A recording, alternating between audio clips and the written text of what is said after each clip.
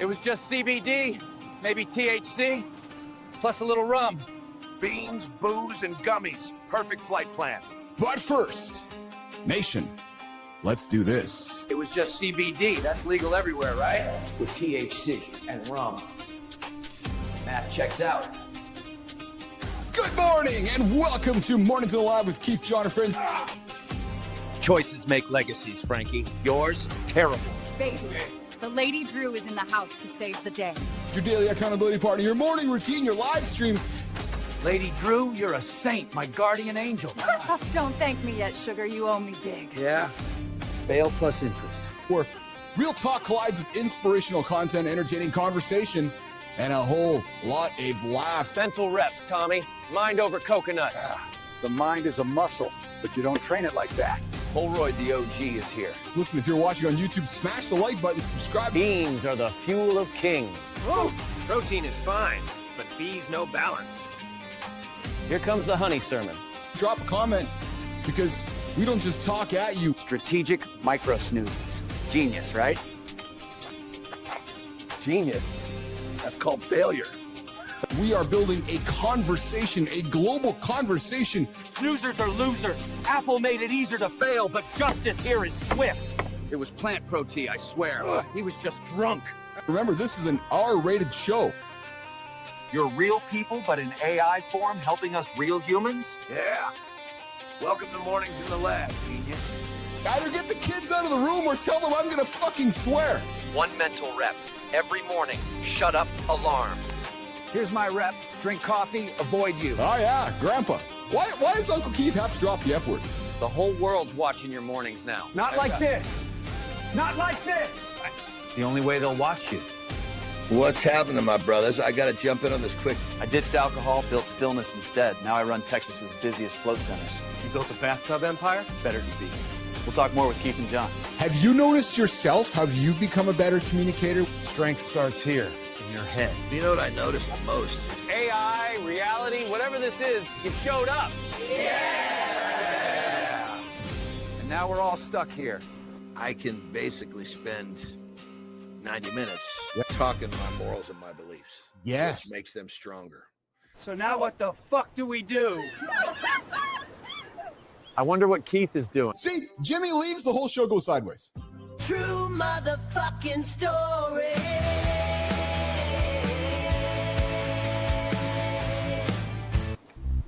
Boss, you found us! Great. Now we can't hide. Join us live every weekday at 8 a.m. Eastern. Don't hit snooze. Subscribe now. Join us live every weekday at 8 a.m. Eastern. Don't hit snooze. Subscribe now. Tune in tomorrow for more. Wait, was he real or was he AI? I'm so confused.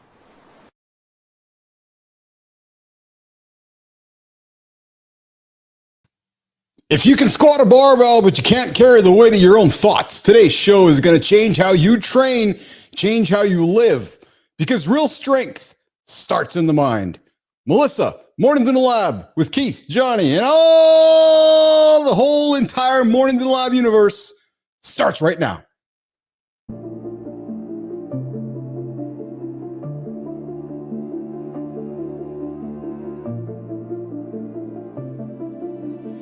Welcome to Mornings in the Lab, where When something negative comes up. Building muscle improves blood flow. From squirting to squirreling. Start small, build up, and expand from there. Be entertained by fun over here. Powered by Slap. Because my sleep has been good. That's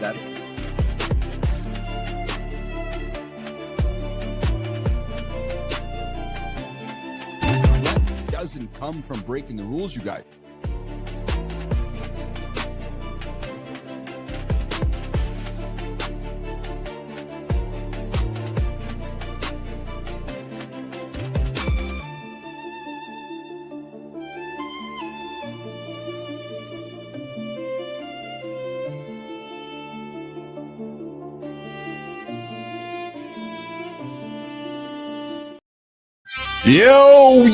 Yo, nation, we are getting up and getting after it. Think about it. Your biceps don't decide how you show up in life. No, you don't. Your mental muscles do. And just like hitting the gym, Training your mindset is about naps, resistance, reps, not naps, and the discipline to keep showing up. And we're going to dig into that today, right now. But first, let's get up and let's get after it. Good morning and welcome to Mornings in the Lab with Keith, Jon, and friends, your live morning show experience built for men who don't hit the snooze on their lives. Quick reminder, you guys, before we roll and get after it, like, subscribe, drop a comment. This is your daily accountability partner, your live morning motivation. And yes, oh yes, baby, yes, Lab Nation, it is an R-rated experience. So if the kids are around, put the headphones in or I just might offend them. Yep, I offended some kids yesterday looking at Uncle Keith going, oh my God, you offended me. Yes, I did. Hey, remember, you guys hit that snooze button, you'll be 9 minutes behind the guy who didn't. Lab Nation, we don't snooze, we get up, we get after it. Here's what's happening today. In the morning loop, we're going to talk about plant protein. And yeah, well, let's just say how it can literally help your crapper time. Yep, true story. And hey, from there, we're going to spin into the headlines you didn't know you needed. Why more than half the world says ChatGPT has already placed Google. How a woman's knee pain uncovered the golden thread in her joints. Yeah, true story. She had golden threads in her body. I'm just telling you, I'm not here to break the news. I'm just here to talk about it. Yeah, and what the father of a quantum computing believes about AGI. And actually being a person. What? And why iPhone 17 Pro is already shaping up to be 2025's can't ignore device. And that's just the start. Later on center stage, you're going to meet Kyle Strubing, the ex-corporate sales manager who dropped alcohol. Good story. And built one of the busiest float therapy centers in Texas. But first, let's kick things off with the loop. Plant protein, better digestion, and what it really means for your body. Yes, baby. And hey, and then we're going to put the spotlight on your mindset. Yeah, that mindset of yours. Yeah. In the morning focus. One mental rep you can practice every morning that actually pays dividends throughout the day. And then we're going to wrap it up like we always do in the community corner. We will open the phone lines up. We'll get into the community. We'll go spend some time on LinkedIn, go spend some time in Substack, go spend some time on YouTube, as well as spend time right here in the comments. Good morning, Mark Kemp. I see you out there, Mark. Congratulations on your podcast appearance. We got Mark Kemp joining us in the lab here in a few weeks. All right, fellas, is your morning coffee ready to rock and roll? Because if it is, we're going to get up into it in just a moment. But guys, before we do that, you guys can join the live conversation one of three ways. Here's how we're going to do it. First, you come join us in the live comments. The vertical stream is hopping. We got the boy wonder down there, Matty Roof, the host of Kindness Rising, 7:30 Eastern time, right here on the Mornings Lab Live Network. Roofy's out there interacting with all of you guys, so come tap on Matty's shoulder and say, what's shaking, brother? What's shaking, brother, from another mother? Always good to have Roofy in the comments. We got Melissa on the buttons. She's running things while Jimmy's out there being a dad, traveling around the world. I see Jon Andersen joining us in the community, joining us in the green room here in a quick second. And then, guys, the second way you can connect with us, the phone lines will be open. Second hour, 431-300-3005. Phone me, text me, leave me a voicemail. And third, but last but not least, the Mornings in the Lab community. Yes, this show is free. What's behind the paywall gets even better. Ask Holroyd, the OG. If you guys didn't see the opener, we had an appearance by the OG himself.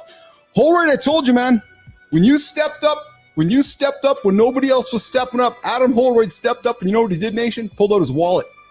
He pulled out his wallet, and he became the OG, the first member of our community, picked up a hat from the Mornings in the Lab store, and as a result, we're celebrating here this morning in the trailer. Lady Drew was in the trailer. Tom Ritchie was in the trailer. Bernard was in the trailer. You guys want to be in the trailer? Come communicate with us, interact with us, and have some fun over here on Mornings in the Lab. All right, Melissa, I see the big dog waiting for me. Let's get into the morning loop with Jon Andersen. Back, baby. Keith, Jon, we're live, we're loud, we're Jersey strong. We're barely legal. Wait, you can't arrest me. Keith needs us. Oh. Dude, stop being so dramatic.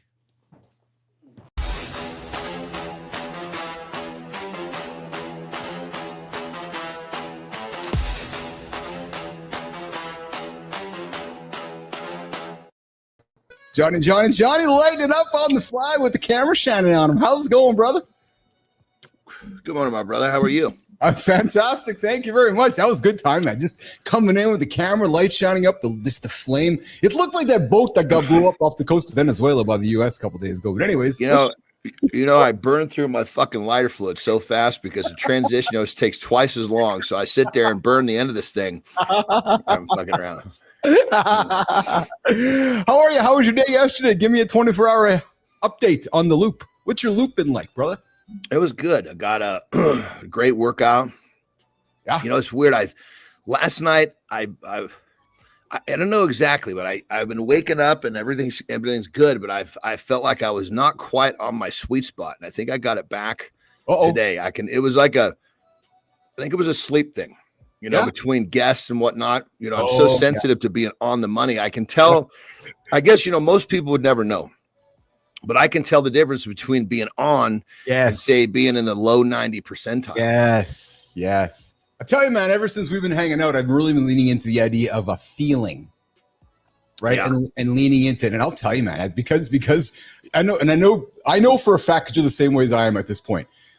This show shows up every 24 hours. There's no non-negotiable. It's part of our non-negotiables now. So, you know, as you've always said, time is currency. And with this now, it's like, okay, so if I'm to bed an hour later than normal, it absolutely unequivocally affects me. There's no offense. 100%, brother. 100%. And that can be, maybe it's the fact that you just didn't sleep as well. Yeah. I mean, there's that time is like, it's the recovery time of sleep is just so undervalued. Yes, I agree with you 100%. I absolutely agree. My naps have been actually a little different too, which is kind of trippy. My naps have been a little longer. So I think my body was trying to catch up. Yeah. I was supposed to have a nap yesterday, but I fused it. I chose to just work through my, I like to grab 20 minutes every now and then throughout the day. But yesterday I was like, nah, you know what? I'm going to stay focused, kept the head down and put the nap aside, but I did get to bed in good time. So I reversed my plan. I went to bed in better time. Well, here's a plan for, I just want to share how I go about my nap so that it doesn't screw up my day. Right. So I plan an hour. Yes. Now there are times where I'm only sleep for 15 minutes. Right. But then if I do sleep for an hour, I have that time scheduled. So now on the days where it's 15 minutes, I just have extra productivity, but don't schedule 15 minutes. I'll just do a quick nap and then you sleep longer, it kind of fucks your shit up. Plan a longer time. 100%. And then if you use the time, great. If you don't, go back to productivity. Yes. Yeah, absolutely. I'm all over that. What I've also been actually leaning into has been horizontal workflow. And I'm serious. Right. So just letting your back elongate, dude. I swear to God, I can lay down. Yeah. And I can feel my spine kind of just like slowly just spreading itself out. Yeah. And leaning into productivity with my phone because I can be productive on my device. So to those that are like, oh, you're laying down. No, I'm actually working right now because I sit so much. I stand for about 3 hours here every morning. Plus I train for 90 minutes before we get on the show. I stand for 2.5 hours. So my whole morning is standing. So some days I'm like, you know, John, I'm going to do some horizontal work for a while. And I don't mind it. I find it actually quite productive. Yeah, I do. I often, like if I have a chunk of time to work on social media. Yeah. Rarely will I do that in a chair. Oh yeah. You'll do it horizontal? Yeah, because I have no reason to be sitting up. Yeah, there you go. Awesome. Well, listen, let's get into it. We got a guest coming here at the bottom of the hour. I got a few things to throw on the table. Melissa, what are we talking about today? Officer, we got to call Keith. Find out what the lab's talking about. Yeah, Keith. What's happening in the lab today?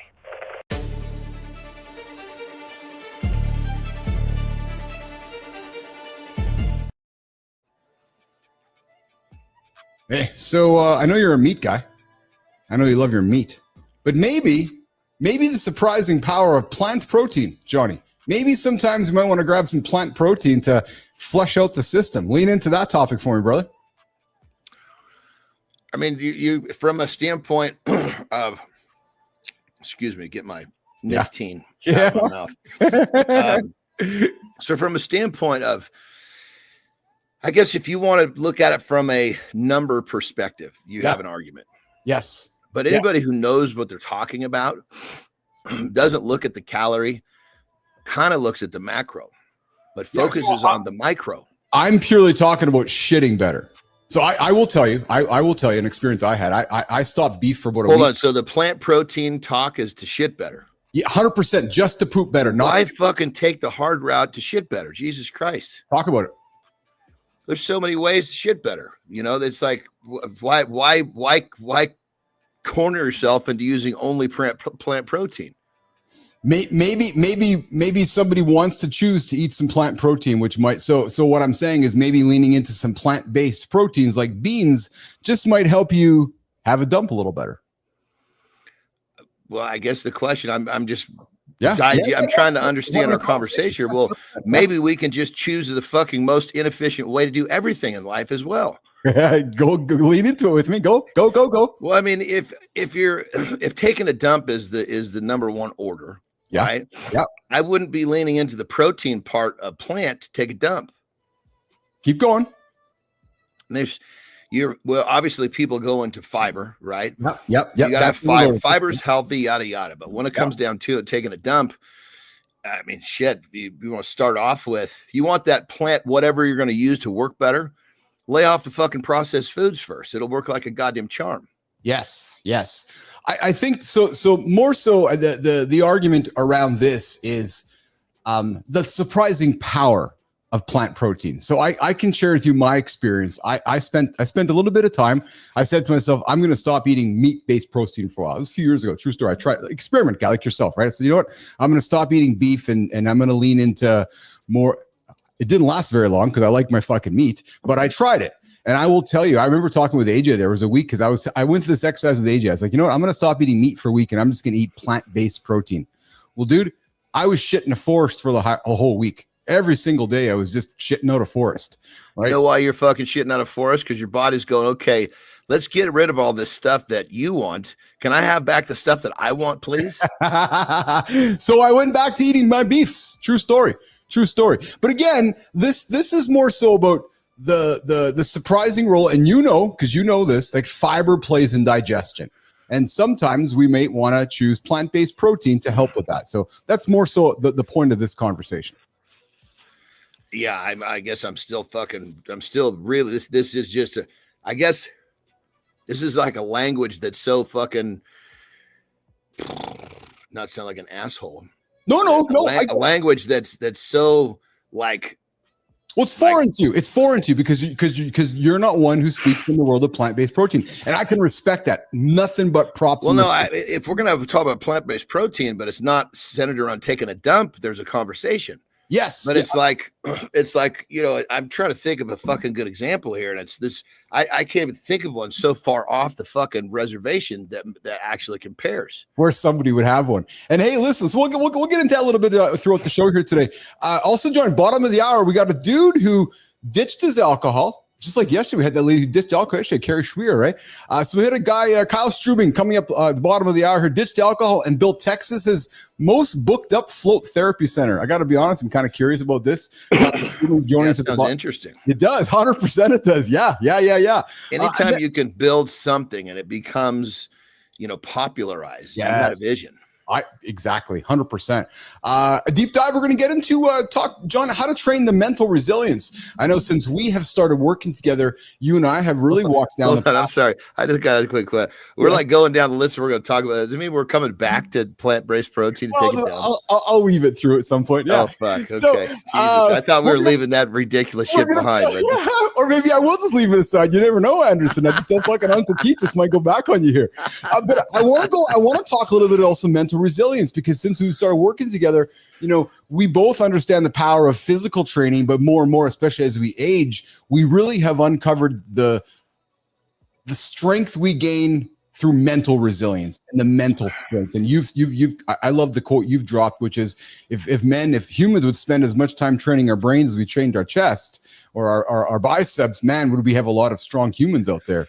We're also going to lead into just going to have some fun with, Apple just made it easier to fail with changing all the snooze button stuff. And then we'll wrap up with one mental rep you can practice every morning. So we got a few topics to get in today as we go through the show. But Melissa, let's get into the news. What do we got in the news today, Melissa? Golden threads in her knee. ChatGPT beating Google. AGI is a person, and the iPhone 17 is the one to get. Hey, look, Frankie, even the cops are curious. Where do I watch this?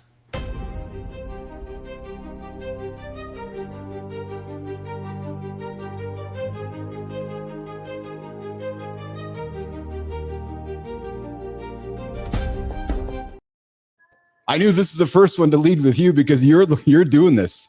I know pretty much for a fact that you're not using Google very much. You're using ChatGPT for search, aren't you? Yeah, although I'm a little fucking disheartened right now because fucker really led me astray. I told you about not too long ago. I know. I haven't fucking forgiven the son of a bitch yet. Now when I get information, I'm like, fuck, how real is this? Jesus Christ. So I have to like ask, like, if I'm saying like, what's the date? Sometimes, it's like, it's easier to ask Chat than to find that little app on my fucking phone with so many pages of shit. I'll trust that one. But if it's going to be an internet search to find information, I know I better come at that with like 5 or 6 different angles. Can I invite you to consider something to use maybe? And I can throw you the link if you don't. I think you have it on your phone. I think I gave it to you a while ago. I was talking to Matt about this last night, actually. So, and just for Nation to know this too, we use Perplexity as our source of truth. So all of our content and all of our conversations come from Perplexity. Why, John? Because I think it does an even better job of some of the other engines out there, grabbing all these sources around the web. That's a form of chat? Yeah, so Perplexity is like ChatGPT. So Perplexity is another, I'll send you the app. It's another engine. It's a great engine, actually. So when we're creating our conversations and all like these news items and everything, we start with Perplexity and then we branch it off from there. I would invite you to check that out. It's really great, actually. It's a great engine. But I bring it up, Johnny, because numbers just released. Google's market share dipped below 90% for the first time in a decade. ChatGPT is dominating with an 82.7% share. 55% of U.S. users are now using ChatGPT for tasks once owned by Google. So just pause on that. So you're a business owner, and I'm going to say kind of overnight, 55% of your traffic has gone to another store. Could you imagine? As a former gym owner, you're like, holy fuck, what happened? Like almost 6 people out of 10 that were coming here yesterday are now going over there. That's a pretty big impact, brother. Oh yeah. I mean, it's this tech war is crazy. It can flip back and forth. Yes. Like a tachometer. Yeah, 100%. And hey, get this, dude, this one was fascinating. When Melissa threw this on my plate last night, I was like, yeah, we got to talk about this one. A South Korean woman had severe knee pain, Johnny. She went to the doctor, revealed hundreds of gold threads embedded in her joints from define threads. Exactly what you think it is, a thread from repeated, like literally like a little piece of like like something you'd use to sew, but it fucking made of gold. Get this. No shit, that's fucking out there. But it came from repeated gold thread acupuncture, a traditional but unproven treatment for arthritis. You've gone for acupuncture? I've never gone for acupuncture. Have you? I did it once. You did, eh? Oh, really? Tell me more. Yeah. Oh, fuck, I was like 17. No, I swear to God, dude. It was yesterday. Yeah. I had tweaked my back in daily doubles in football. Okay, and I was actually doing pretty fucking well. Like my parents like, oh Jesus, he's going to be on the field. Yeah. As a junior on varsity, which I didn't think that was going to happen. I tweaked my back. So they sent me home. They're like, look, you're having a hard time standing up. You got to go home. Because in those days, you didn't leave until they told you. You know what I mean? Yes, 100%. Today, oh my God, my back hurts. I'm going to go home. Okay. Anyway, so I go home. My mom jumps on the horn, and we had like a distant friend of the family who's an acupuncturist. And she's like, let's see if this works. Right. Yeah. Oh, yeah. And because she called the doctor and we couldn't get in right away, blah, blah, blah. Son of a bitch, he went and I don't know what he did. I was on my stomach. I felt a couple of little tiny pricks in my back. And I guess what he did was he prompted a few muscles to relax with finding pressure points. Dude, I walked out of there fucking no problem. Yeah, I'm so skeptical of all that stuff. I'm sure you are too, but I never did it again. Yeah, but I mean, I was a little bit in disbelief, but at that point, I really didn't care. I was just trying to get back to the field. Good morning, everybody. Hanging out with Keith and John. Have you had acupuncture? Have you? I want to hear if you've had acupuncture. Have you had success in it? Holroyd's like gold in the knees. I was gonna blame the aliens. Yeah, so I wanted to know if you've had acupuncture, if you had a gold hanging in your knees. But Johnny, these X-rays stunned doctors showing that these golden threads, they complicated imaging. There's some risk to the whole thing, but what it really showed— better not go in the fucking MRI machine. I was just going to say, fucking flying across the room, man. That's crazy, man. That's absolutely crazy. So it gets just this idea of gold. So this gold thread acupuncture ended up having gold thread inside of her. Hey, so the father, here's another thing for you, which I find kind of interesting. We obviously talk AI in the show quite a bit. The father of quantum computing, I know I brought this up because I know Terry's into quantum physics and so forth. The father of quantum computing, Oxford physicist David Deutsch, father of quantum, says true AGI, so AGI, artificial general intelligence, he believes that it won't be software, it's going to be a person. And he believes that AGI will be conscious beings with rights, property, and moral standing. So just kind of let's step back and kind of think weird for a second. But, these systems that we're using right now are largely obviously they're all software. And have you heard about the Turing test? I know you have in your lifetime. It's a test that computers go through to determine whether they could act or pass as a human. It's called the Turing test.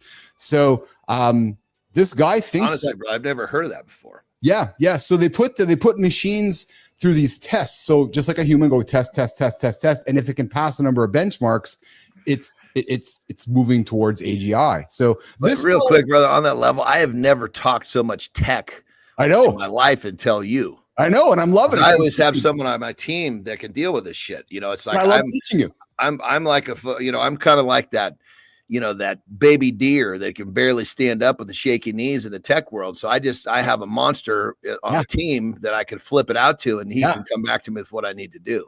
You know what's awesome though, pal, and I'll share with you here what's been. So what's happening with you and I right now with our dynamic is really, to be frank, where I've had success in my professional career.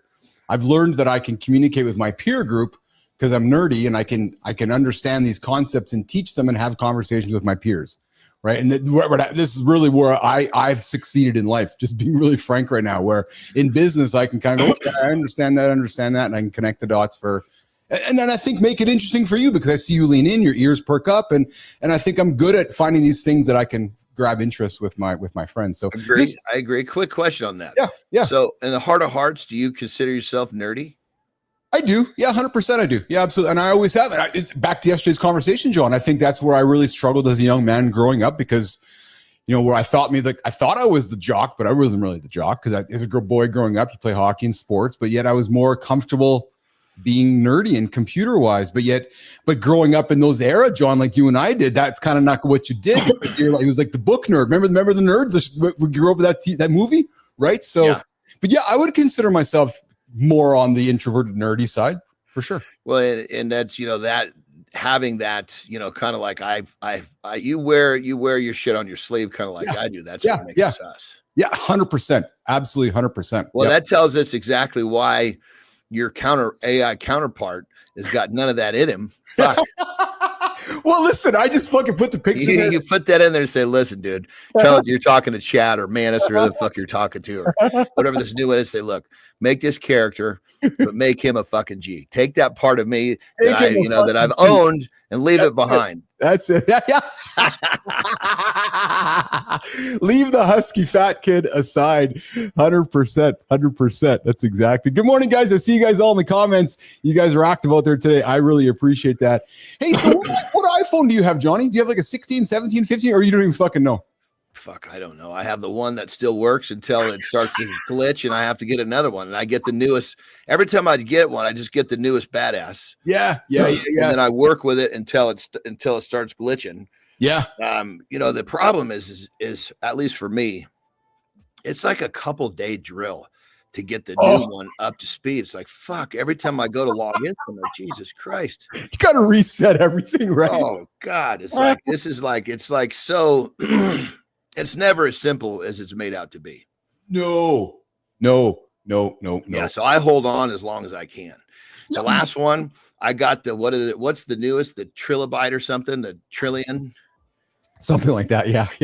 Big memory. Yeah. The last one, I ran out of memory, and that's what caused me to have to re-up. I'm like, you son of a bitch.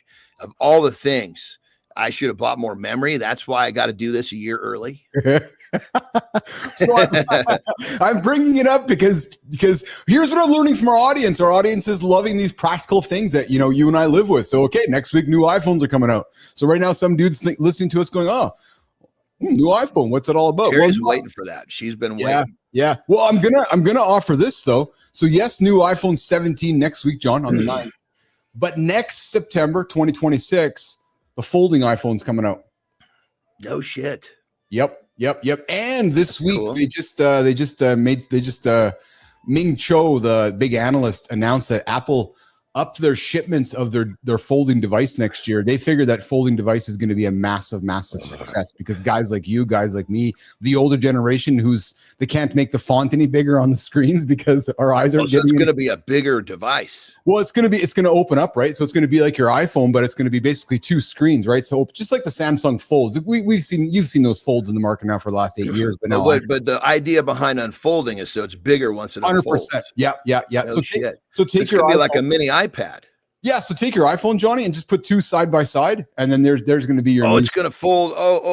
It's going to go this way, not this way. Yeah, exactly. Yeah, I was thinking the old flip phone.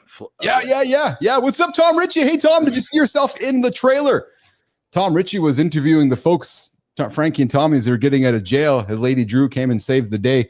We got Tom Ritchie on the Legacies podcast. If you guys are looking for the ultimate cannabis podcast, go check out Tom Ritchie. And don't hold it against him when he does a podcast. I'm working on the brother to get him to do some live stuff. He has done some great live stuff on LinkedIn. But guys, Legacies podcast, the ultimate cannabis show with our brother from another mother. I haven't met him yet. Tom Ritchie is going to be on the show next week, John. I'm looking forward to meeting him. I know he spends some time with us every single day. And anybody who chooses to spend time with us, I got nothing but love for. So yeah, iPhone 17 coming up next week. But listen, let's get back to shitting, can we? Yeah, I do a lot of that. I know you do a lot of that. I know you do. So if we eat a lot of meat, we can get bunged up. And I know that literally bung. Yeah. And I know we need to eat our fiber to unbung ourselves. But when you say bung, you're talking about backed up, like just constipated. Yeah. So choosing a better word. So I found this conversation to create some different ideology around it, because I know I'm a meat-based eater. You are as well. But there are humans. I know my wife loves her plant-based protein. I don't mind plant-based protein. It helps me move my constipation aside. That's a fact, man. You can't debate that. Well, I mean, but I think that you can just remove the word protein and the same thing still happens. Okay. Go there with me, though. That's my point, is that why are we including protein? You're really fucking cornering yourself with plant-based products. Yes. Why does it have to be protein? If the idea is to take a shit, why only use the small section of plant that has protein? I do not disagree with how you're presenting it. Now, Lauren puts it on the table, which I suspect what you would agree with. Which is, take your plate, eat your meat, but make sure you have a good stack of vegetables with your meat so you get your fiber, right? So maybe you're going to have your meat and have your broccoli and there or your spinach or your kale, and there you go, right? You're smiling. Go there, brother. What was that Pink Floyd song? Remember? Yeah. How can you have? What does it say? How can you have your meat before you have your pudding? Or what the fuck did he say? Remember that? Yeah, I do actually. Oh, I got some protein pudding upstairs in the fridge. You got to eat today. Just remember that. Thank you for reminding me. But I think, and I agree with what Lauren's saying, 100%. But yeah. it could be cabbage. It could be anything. It could be. So, I guess from the standpoint of, I look at vegetables, as a source of micronutrient values, and fiber. Now, let's just say that we're going to compare, say, the black bean, and asparagus. I'm going to take the asparagus every time. Yes, you are. 100%. So again, I think the idea behind it, if someone is like really lacking protein, then, obviously the simple way is to eat more, protein that matters. But then that's the only time I can understand this argument of having plant protein as part of your fiber. That makes sense? Absolutely. Unless, I'm just going to throw the unless on the table, because that's what we like to do here. Unless, I'm going to back that up, because I was going to say unless somebody just doesn't want to eat meat. But then that's a whole different discussion, though. I prefaced this conversation essentially around the idea that if you want to shit better and still get your protein, eating plant-based protein might be a solution for you. That's how I would Yeah, preface this, John. I mean, if you're staying focused on protein, like if you I need to get more protein, then I can totally understand why you're bringing plant-based in as a form of fiber. But if you're just looking, if the goal is shitting, yes, you know, keeping yourself locked into only plant-based protein sources, which is a small section, I just think it's very inefficient. Yeah, that's fair. That's I appreciate that. And extraordinarily inefficient when it comes to getting the micros that we need from the greens. Oh, yes. Yeah. Because the greens should be focused on the values that they provide the most of, right? It's like saying, you know, I'm gonna eat grass-fed beef so I can get some fucking fiber so I can shit better. Because the cow ate fucking grass, so there's got to be some fiber in there. Yeah, okay, there's a little bit of protein in some of this shit, but it's very low grade. And the stuff that has the plant protein, generally speaking, that has the fiber in protein and plants are, you know, you're going to find more of one or the other. That's fair enough. We got a question from the community from Sullivan. Hey guys, I know I can see you guys are enjoying the conversation around protein. I appreciate that. Love to hear your feedback. Lauren's putting some stuff out there. So is B Drive. So is Kindness Rising. Johnny, question from Sully, Mike Sullivan. Your thoughts on protein bars? Waste of money and lead to cavities. So first question: waste of money. Hold on. I'm going to try to answer it on behalf of John because I spent enough time with John. I think John's going to say, you know, I'm going to ask a question first. I'm just going to say he's going to ask a question first, and then he might say something along the lines of, you know, if ideally you'd put some almonds or some pocket meat in your pocket so you don't have to buy the packaged stuff. However, if you are in a situation where you need to get the protein, maybe instead of going to the 7-Eleven to buy a protein bar, you can go to Safeway and buy something healthy. However, I think he's going to say at the worst case possible scenario, if you have to get your protein in, by all means, eat the bar, but it's probably your fifth or sixth choice after he asks you the question. How did I do, John? Way too complex. With that. simple question about Love it. What is the purpose of the bar? Yeah. If the bar is to acquire protein, not a good investment. If the bar is to acquire something that, like, I use a protein bar when I want something that's a treat, if you will. Yeah. I don't eat it for protein. Yeah. I eat it because it makes me feel like eating a fucking candy bar. Yeah. Yep. It's interesting to hear his head, John, because you know, Lauren's going to laugh at what I'm going to say next. There will be times when we'll go to Popeyes, like the nutrition store here, and I'll just load up on the crap, and I'll use air quotes, like the crap, like the processed healthy protein stuff, right? But it's chemicals and crap, but I'll do it just to get myself, to your point, like the treat, like the dessert, right? Or cheese. And I often use this term with Lauren where I want to change the taste of my palate. For example, we wouldn't have like a saltier kind of meal or and I'm looking to change the taste of my palate from a saltier to something sweet. So that's when I'll go and lean into some of that chemically stuff. That's my reason. Yeah. Right? I mean, it really comes down to that. It's all purpose driven. Yes. Because you're very correct in your explanation of what my question was going to be. If it's protein driven, there's fucking way better options to go. Yes. Yeah. It's just so convenient. If you're wanting a treat and you don't want to eat sugar, it's a great way to go. Yeah. Because usually when you eat sugar, you're going to get all that fucking nasty chemical shit anyway. Well, and yeah, I just know myself so well. If I open up the door to carbohydrates and insulin and sugar early in the day, I'm fucked for the rest of the day. Yeah, I'm fucked. It fucking opens up a can of worms. Oh, you can't fucking get the lid back on. No, I'm literally chasing the clock to go to bed because I'm like, okay, can I go to bed so I can get to tomorrow so I can try this again? Like, what I mean by trying it again, by not eating early, like even yesterday, I had a great day. I was productive. My dopamine was on fire. Was looking forward to spending some time with my wife, and the afternoon was coming in, and I can see the food noise. Now that I see the food noise, that carbohydrate food noise, right? And I was battling it. I won. I truthfully won, but it was there, man. It was absolutely there. Dude, and the crazy part is retatrutide will kill that fucking food noise. So I'm really fascinated by when you use that term. Like when you say that, what you're saying is that. Let me give you an example. Yesterday. Yesterday. Yesterday. So I was kind of at the tail end of that, being tired, right? Okay. And when you're tired, you fucking go chase carbohydrates. Yeah, fuck, man. I'm always fucking. So I have basically these protein pancakes, right? That I'll use for, and they're prepackaged, right? So they're not fucking good by any means, right? Yes. People send me this shit, you know, and I read them. It looks good. I'll put it in the cupboard when I feel like I need something. Yes. Right. Yes. So I got this fucking idea in my head. Well, Jesus Christ, I'll have my ground beef and I'll have a fucking protein pancake. And this is like far before noon. And I was like, okay, you know what's going to happen.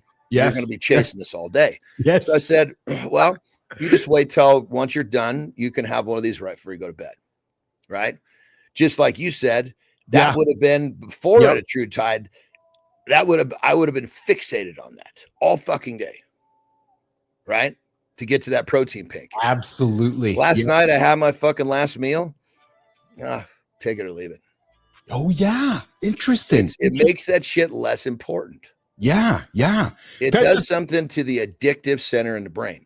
Oh, in the clinical trials, yeah, they found that the people that had an easier time giving up junk food also gave up their other addictions like alcoholism and gambling.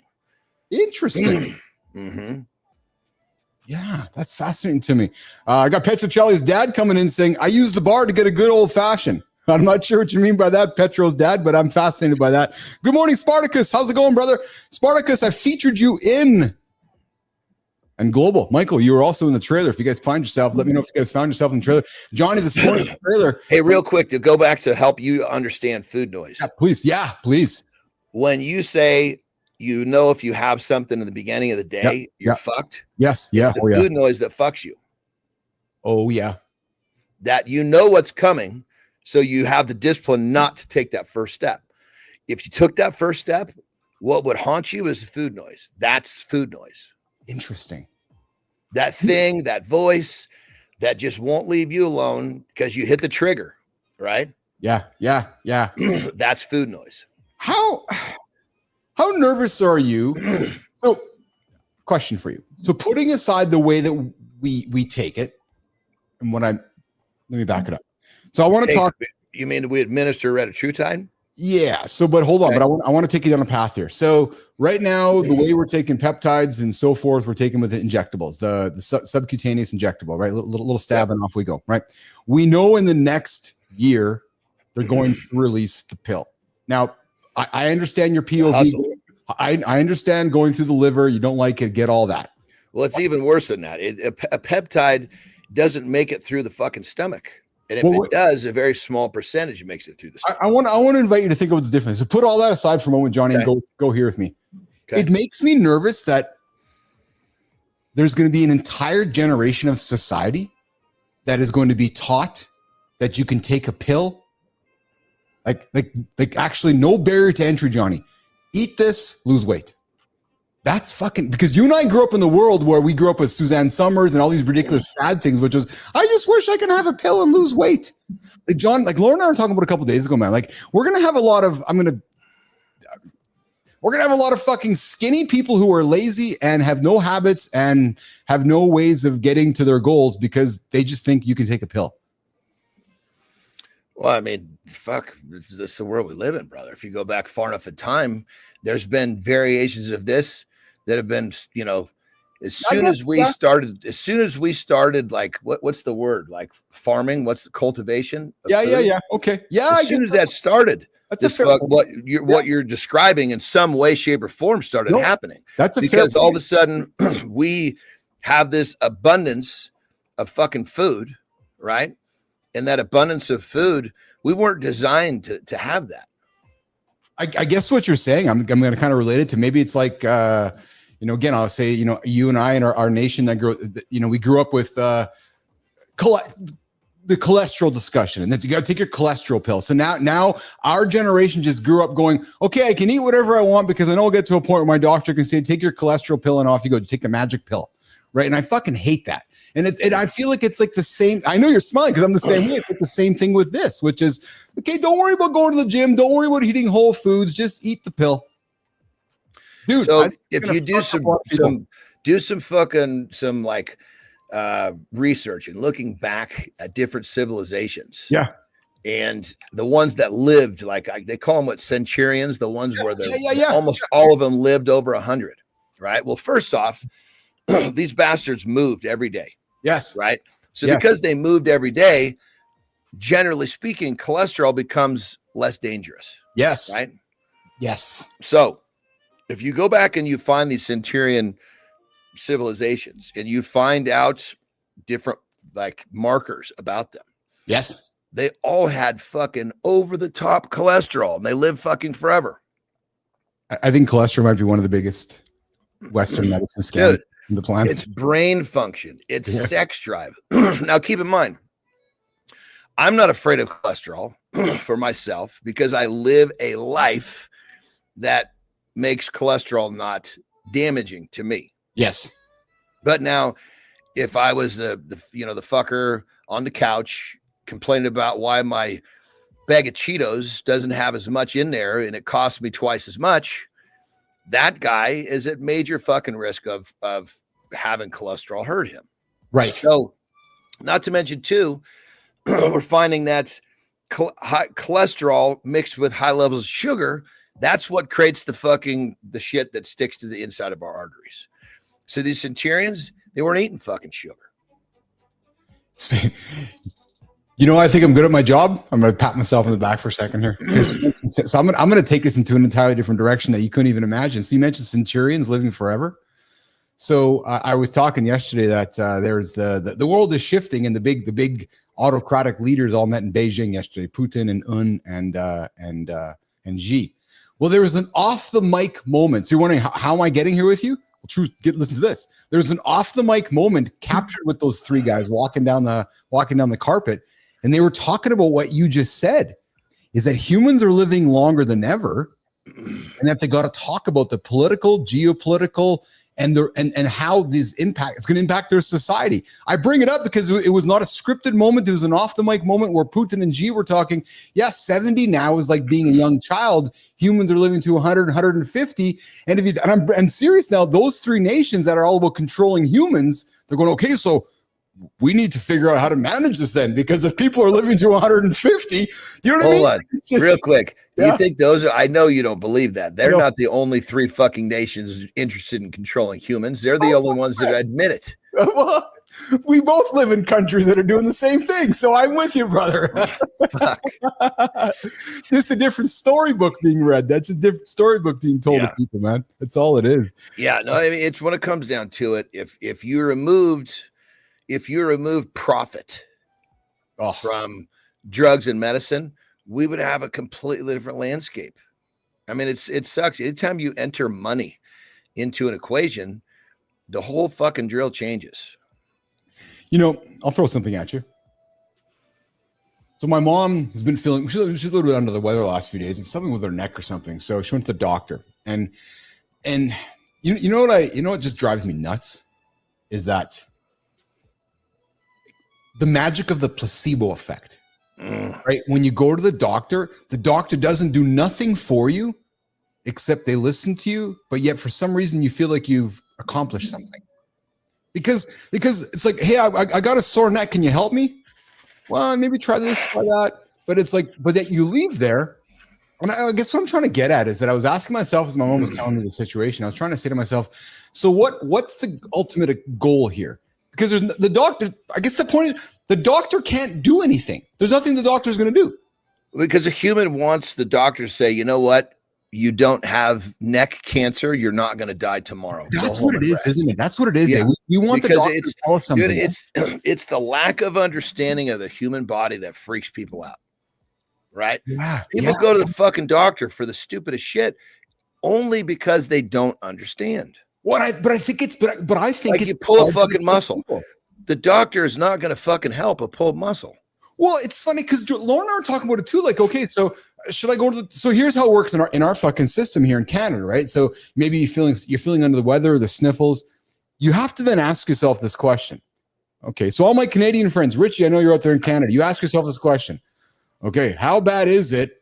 I'm going to go waste 4, 5, 6, 8, 12 hours of my life sitting in the waiting room for the doctor to tell me what you just said, A, B equals C, go take some Tylenol. Here's your prescription.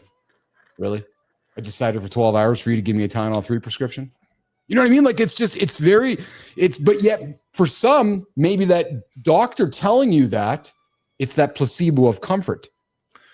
Well, here's the way that I kind of look at it, and I even help my kids understand it too. Yeah. The body's this amazing creature, and it heals itself. Yes. It heals itself. Yes. Right. But there are some things the body has a hard time. It needs help. So when you have an issue, yes, you figure, I mean, granted, you have to be sensible when I say this. Yeah. Okay. If you cut your fucking finger off, okay, go to the fucking doctor. Yeah. You're going to bleed to death. That's not going to get fixed by itself. Yes. But if you've got some sort of a sniffles or you're not feeling well, you got to realize that you give it a few days and you're going to feel the trend go back the proper way. That means the body's got a hold of it. Yes. Now, if the trend continues to go the wrong way, say 6, 7, 8 days, yes, clearly the body's having a hard time getting a hold of it. Another way to look at it is if whatever the issue is destroying the quality of your life for more than a handful of days, the body might need some help. But let the body do its job, because 9 times out of 10, it will heal itself.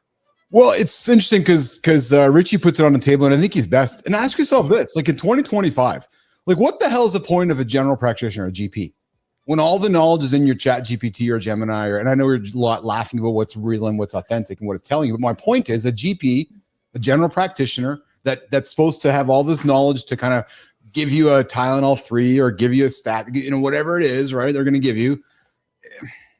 I don't know, man. To your point, hey, Grok, actually a good question. Yeah, Melissa. Grok, what's your thoughts on general practitioners in 2025? And do we need to, or can we spend time talking to Grok and ChatGPT to get that same advice? Grok, what are your thoughts on this? I'm no substitute for a human doctor, but yeah, in 2025, AI can definitely give you a solid starting point. We can walk you through symptoms, suggest when to see someone, even remind you to drink water and rest. But here's the catch. There's no placebo effect with me. You won't walk away feeling better just because we talked. And for serious stuff, a GP's trained eye and hands are irreplaceable. So think of me as your first stop, not your last.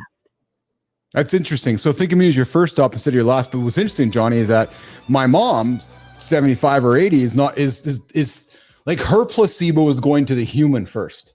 Mm-hmm. Whereas maybe your kids and my kids or our grandkids, their first stop is the technology before we go to the human, because the GP is the GP. I want the expert, I want the clinical technician that can help me actually. Well, let's talk about the other side of this. Sure. Right. I regularly get people come into social media and they'll say, hey, this is what I'm doing. Okay. Is this good? And basically, of course, I'll look at what they're doing and, say, hey, you're on the right track. Yeah.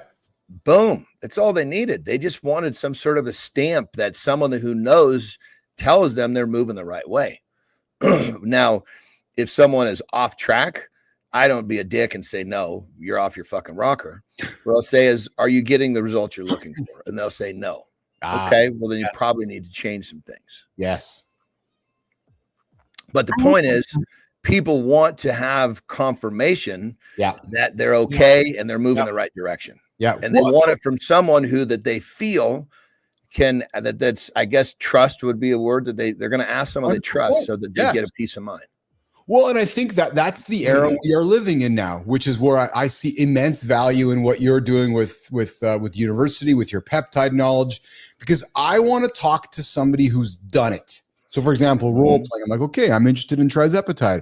Okay, Keith, well, here's my experience. Here's what I've learned. Here's the research. Here's some of the human stuff. Here's the guy like you. So all that knowledge is giving me confidence instead of some guy sitting across from the desk saying, yeah, well, I read a bunch of stuff. The rep from the pharma company said this, and here's how you should do it. No, but I want to talk to 10 guys. It's no different than going, you're going to go to a restaurant if I review it quite well. If I give a bad review in the restaurant, you're not going to go to the restaurant. It's the same thing, isn't it?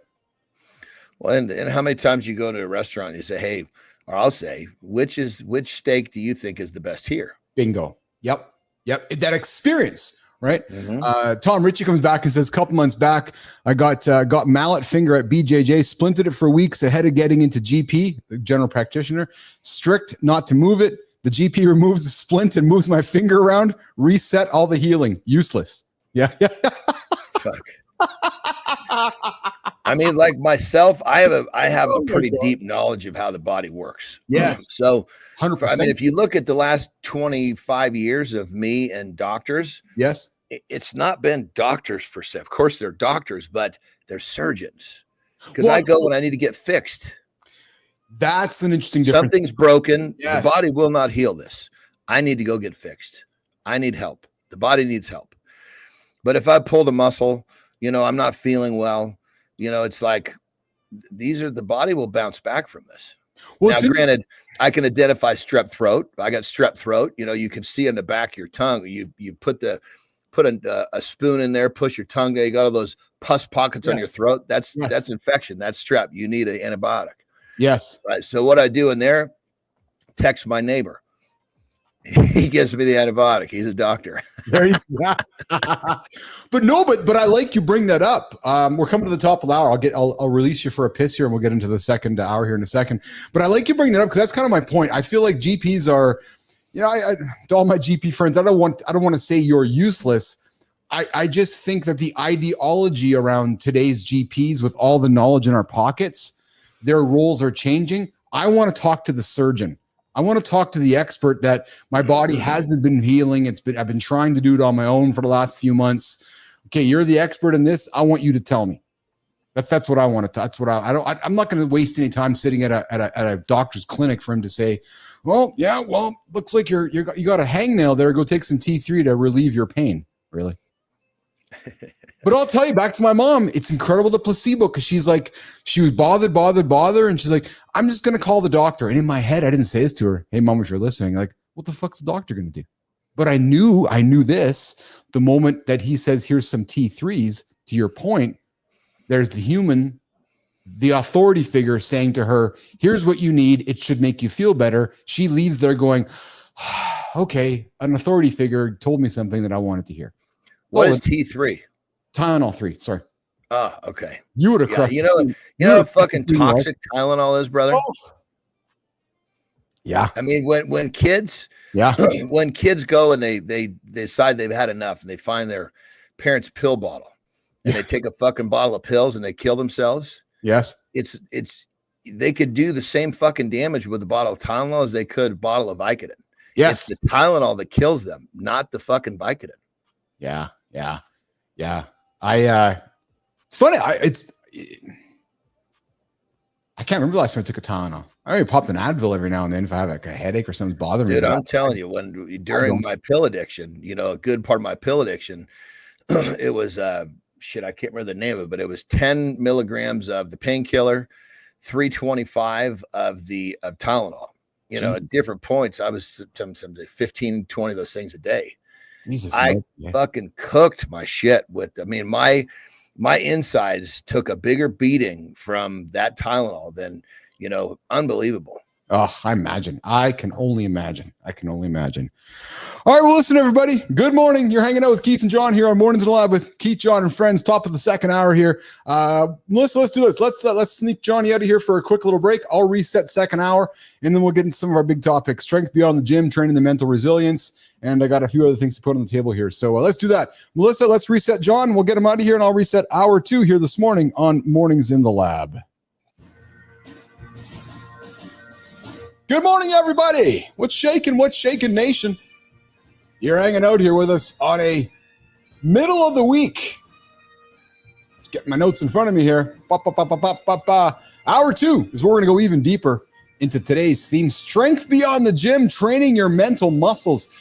John has said it so often. If we would spend as much time focusing on our mental health as we do our physical health, could you imagine how strong we would all be? And I'm not talking just muscular strong. So I want to lean into strength beyond the gym, how we can train our mental muscles. We're going to kick things off with a deep dive because, let's be honest, the barbell won't help you when life drops a heavy load on your shoulders, but mental resilience will. And then from there, we're going to spin straight into Morning Loop Reloaded, where Apple might have just made hitting snooze the easiest way to sabotage your goals. Then it's the focus, morning focus, a single mental rep you can practice every morning that costs you nothing, but compounds like interest in your life. And then finally, we're going to open up the phone lines and we're going to jump into the community. On the Community Corner, where we celebrate the creators, the thinkers, and every human that's building momentum out there in the world. So, hey, grab that coffee, refill it, lock in the mindset, and let's dive in, guys, because hour 2 is about to train the muscle that matters most, your brain. All right, let's head on down into the comments. Man, it's an active community out there today, you guys. I'm loving seeing it down there. Who do we have down there this morning? Legacy is coming to use white willow extract. There we go. With Spartacus, the waiting time in a hospital could be up to 24 hours. I know. Spartacus, incredible. Spartacus, I think you're in Canada, I think. I'm kind of curious where you are. I think you're in Canada. But yeah, waiting times in Canada can be ridiculous. Just sit back waiting. And that's the thing, is that, if we can do things proactively, we can minimize the time we are spending in somebody's doctor's office for a prescription for an antibiotic or a Tylenol or something kind of crazy. Clean up some of my stuff here. All right. Yes, that's what I thought, Spartacus. Quebec. That's fantastic. So we got Tom Ritchie in Western Canada. We got Spartacus over in Quebec. We got I think we got Global. We got Global down in Virginia, I believe it is. We got Bert. We got Sullivan. Decided to put it back. Let's look at some of the comments here, guys. Love to hear your feedback on. We're having a good discussion on doctors. I saw somebody that comment on chiropractors. I've never been to a chiropractor, and I got nothing against the humans that are chiropractors. I just I've never gone. I don't really know if I desire the experience. I don't know if I want somebody twisting up my body. John, you been to a chiropractor before? I think you said you once, eh? I went to an acupuncturist. Yeah, but not to a chiropractor. Ever been to a chiropractor? I'm trying to think. Fuck, man. What's your thoughts on chiropractors? As a guy who knows his body. Well, I think there's what the public doesn't understand is this. Yeah. A chiropractor, you can go to a chiropractor. Let's just say you this is what happens. People bend over, pick a fucking pen off the ground. Yeah. Something shifts in their back.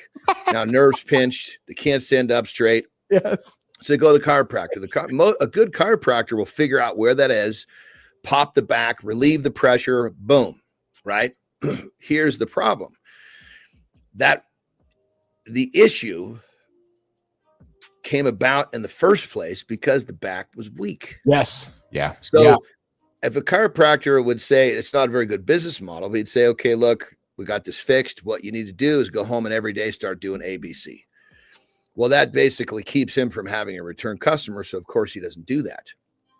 But if you strengthen the area where you have a problem, the chiropractor becomes, and I help my clients. I can't tell you hundreds, maybe even thousands over the years who've had they're regular chiropractor people, like sometimes even weekly and definitely monthly. Yeah. They don't need the chiropractor anymore because we strengthened the weak area in the back, which protects that area. So then if the back doesn't go out, they don't need the chiropractor anymore. You said something which just struck me, and I never thought about it until I heard you say it out loud.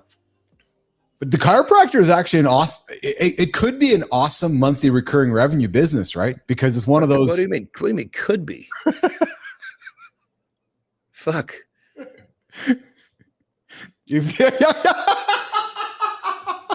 It absolutely Jesus is. Christ. It's like saying, yeah, this is a subscription business. This could be some good recurring revenue. No, this is it's just I mean, if I'm not mistaken, I think that chiropractors even have some sort of thing where, hey, you pay this month, this amount every month, and you get X amount of it. They've already got this shit fucking working. They just don't present itself as a subscription. Present it as a subscription. That's exactly what it is. Yeah, pay me whatever $1,000 a month. I'll come and fix your back every 2 weeks instead of going to the gym and make it stronger. I roll your eyes. I know, right? Well, and the thing about it is, people just if they understood that, because the time that it takes to go to the chiropractor once a week, let's say, let's forget it, once a month. Let's say it takes a total of 90 minutes. Let's just say you're an hour there, you're 15 minutes to and from, which is probably a fairly low investment. Yes.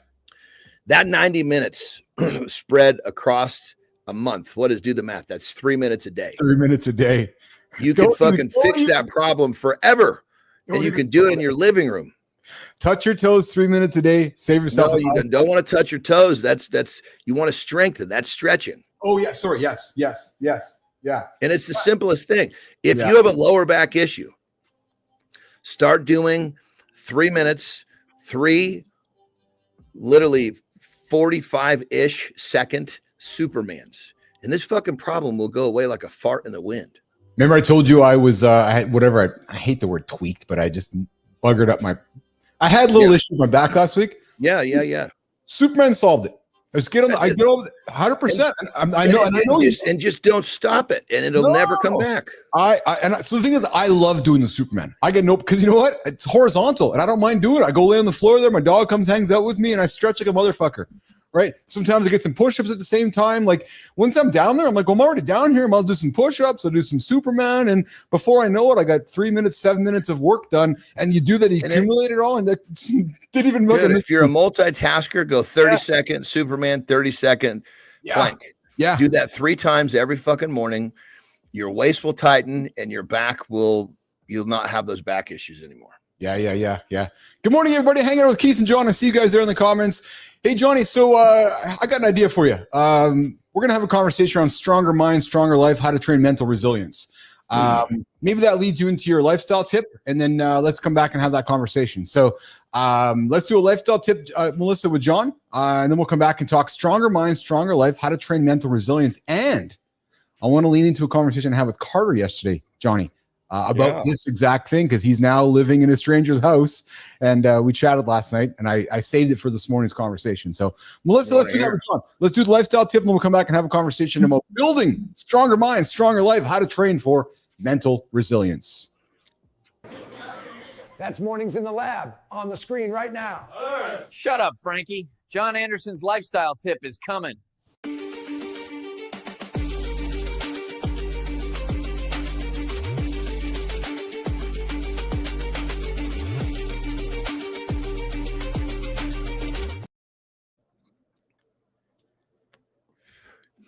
All right. You've heard me say this, and you've heard Keith say it over and over, but it's the truth.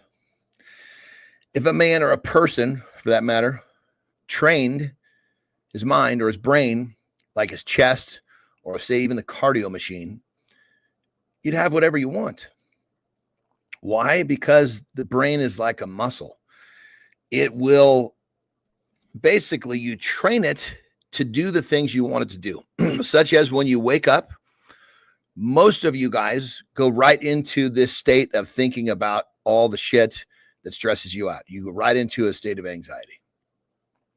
Well, if you train your brain like you did your chest or whatever else you like to train, to wake up and go straight into a state of gratitude, it just starts to happen by itself. Kind of like when you do your bench press every Monday, you get better at your bench press. Well, the difference is you only train your chest once a week, maybe twice a week. If you're doing it 3 times a week, you're doing it too much. Train your brain like this every day. The changes happen so fast, it will blow your mind. And how long does it take? You can do this while you're taking a piss.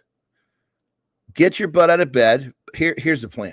Put your phone in the bathroom. When that alarm goes off, turn it off. Don't hit the snooze.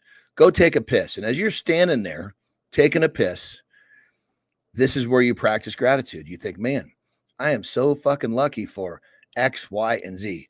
And if you can't think of something to be grateful for, it's because you've let your mind go so deep into this state of anxiety that you're a perfect candidate for this type of training. But what I'm getting at is this. 30 to 60 seconds a day, first thing in the morning while you're taking a piss, train your brain to go into a state of gratitude. Using myself as a perfect example. I don't have to do it anymore, but I may have to do it again, and I did it for years. An alarm that goes off to wake me up, and then another alarm that goes off 1 minute later, which reminds me, hey, dipshit, if you're not training your brain into a state of gratitude, it's time to get started. This simple step every day will put you into a better state to start your day. You'll have a better day. And you hear me say this many times, and I'll continue to say it.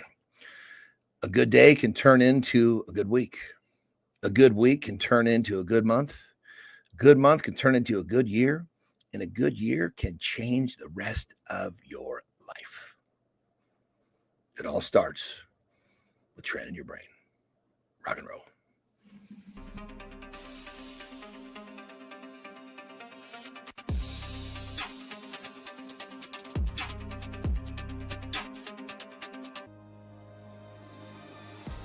What if the strongest muscle you could build isn't in your body at all?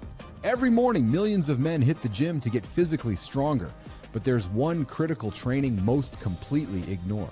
We live in a world that constantly tests our mental endurance, stress at work, pressure at home, setbacks that knock us sideways. Yet while we obsess over physical fitness, we leave our minds completely untrained for the battles that matter most. Scientists have discovered that just like physical muscle, our mental strength can be systematically developed through specific training protocols.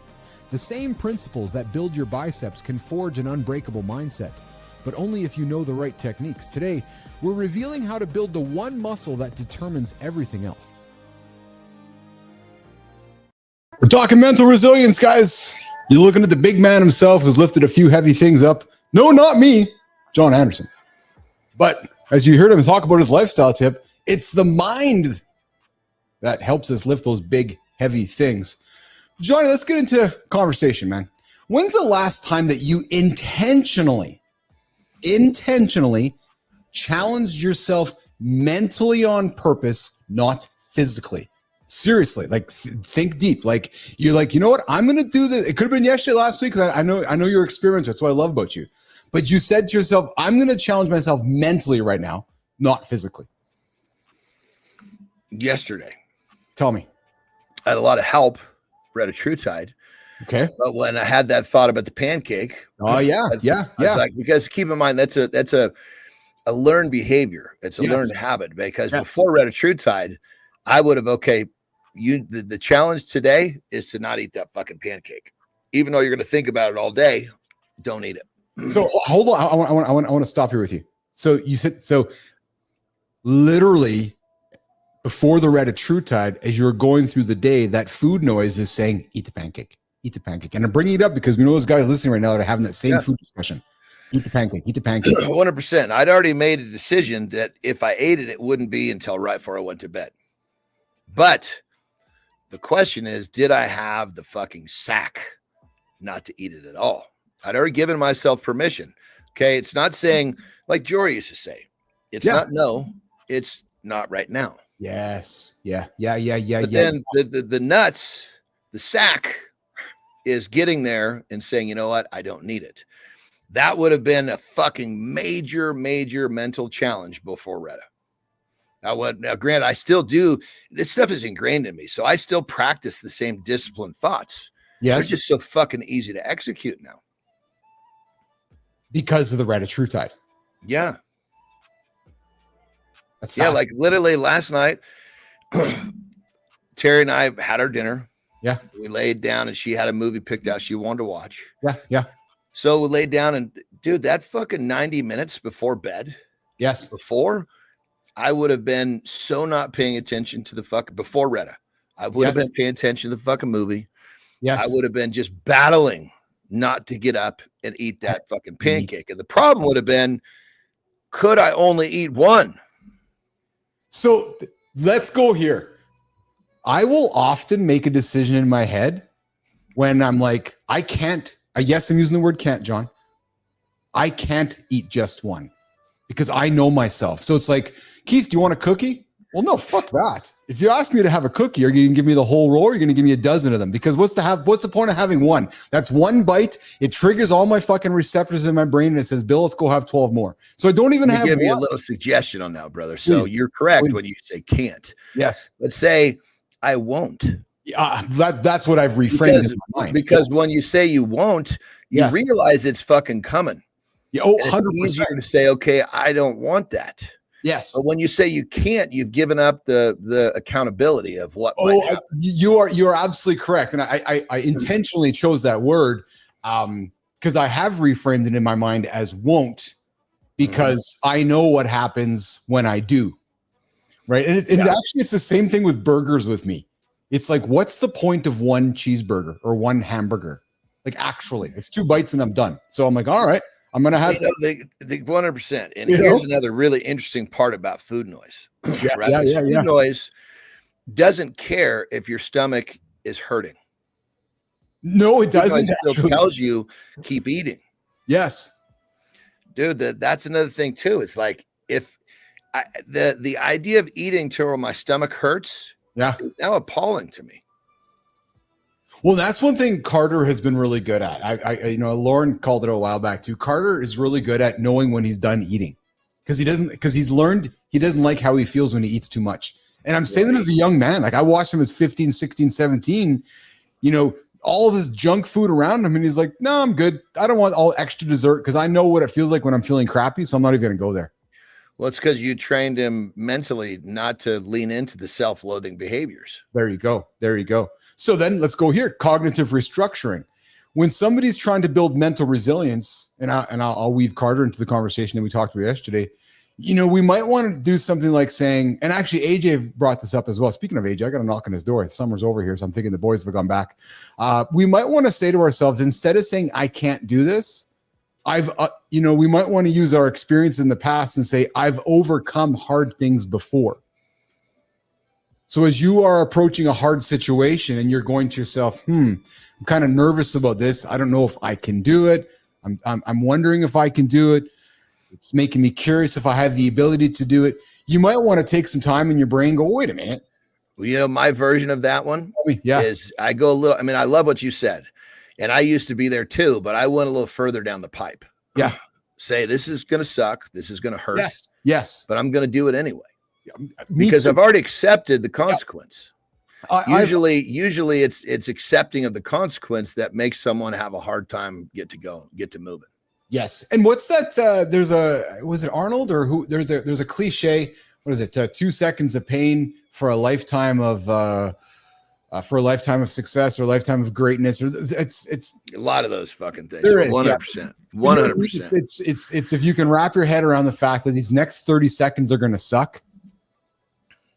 You're going to get a lot of benefits out of that entire second. So guys, just, as we kind of wrap up this strength beyond the gym, using mental mind, using that mental mindset, building muscle is easy compared to building the mind. But the man, one more thing I want to share right there, brother. Yeah. That just sharing some of my own thoughts is, please, when I find myself contemplating, okay, I ask myself, well, do I want to be like everybody else? I do it every day, because it makes it so easy for me to do what I need to do. That's actually the easiest answer every single day in my head. True story. Well, if I ever have my anxious brain or my foggy brain or my brain that kind of goes sideways from time to time, like we all do, right? If I'm nervous or if I got a cash call for the business or something, I just simply have to ask that one question of myself. And it immediately refocuses me. Immediately, instantly. It's so, and the thing about it is, it's sometimes we just somehow lose our grip on this stuff. Like I saw a buddy of mine about 6 months ago, and it was like, I pulled him aside. I'm like, dude, what the fuck happened? Yeah. What is going on here? I have never heard you put so many limitations on yourself as you are right now. Why? And he had no clue what I was talking about. Interesting. Well, look at the last 24 hours. Look at all the shit that you've basically chose not to do because there was some reason, because you were basically stepping away from difficulty. You used to not do that. And he didn't fucking see it. He had been exposed. I mean, granted, when we were spending a lot of time together, he used to say, when spending time with you just makes me better. Because when he would see me just fucking do shit, it makes it easier to do it yourself because you've got it. It's almost like you've got a leader, so to speak. Yeah, 100%. Yeah, you yeah. take that leader away, and all of a sudden now you're left with your own fucking devices, which is that brain telling you to go the easy route. Absolutely. Well, so then let's weave in my conversation with Bees last night, Carter. So Carter's out of the stranger's house, living at a billet's house, right? So we talked yesterday. I said, "So how's it going?" And he says, "It's going good. It's a scale of 1 to 10. Where are you at?" He goes, "I don't know, 4 or 5." I go, "Tell me more." So he's like, and his comments are pretty simple. He's like, it's all new to me, right? I'm hanging out with guys who are playing hockey that are strangers. I'm living in a stranger's house, and everything is strange, which is awesome. You know what I said to him? I said, "Think about the skills that you're building right now." He's like, "I know, I love it."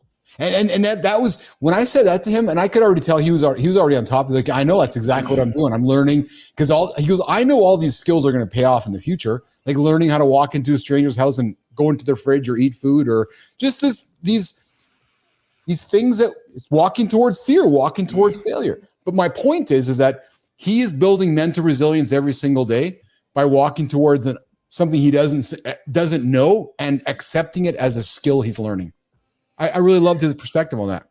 Yeah, something that we might want to share with him too would be, you've come into this situation with some pretty good development. Your character, your work ethic, your mental position. You need to be true to that, because the odds are the people around you don't have that development, and it's very easy to slide back rather than continue to forge forward when the people around you don't quite understand how you operate.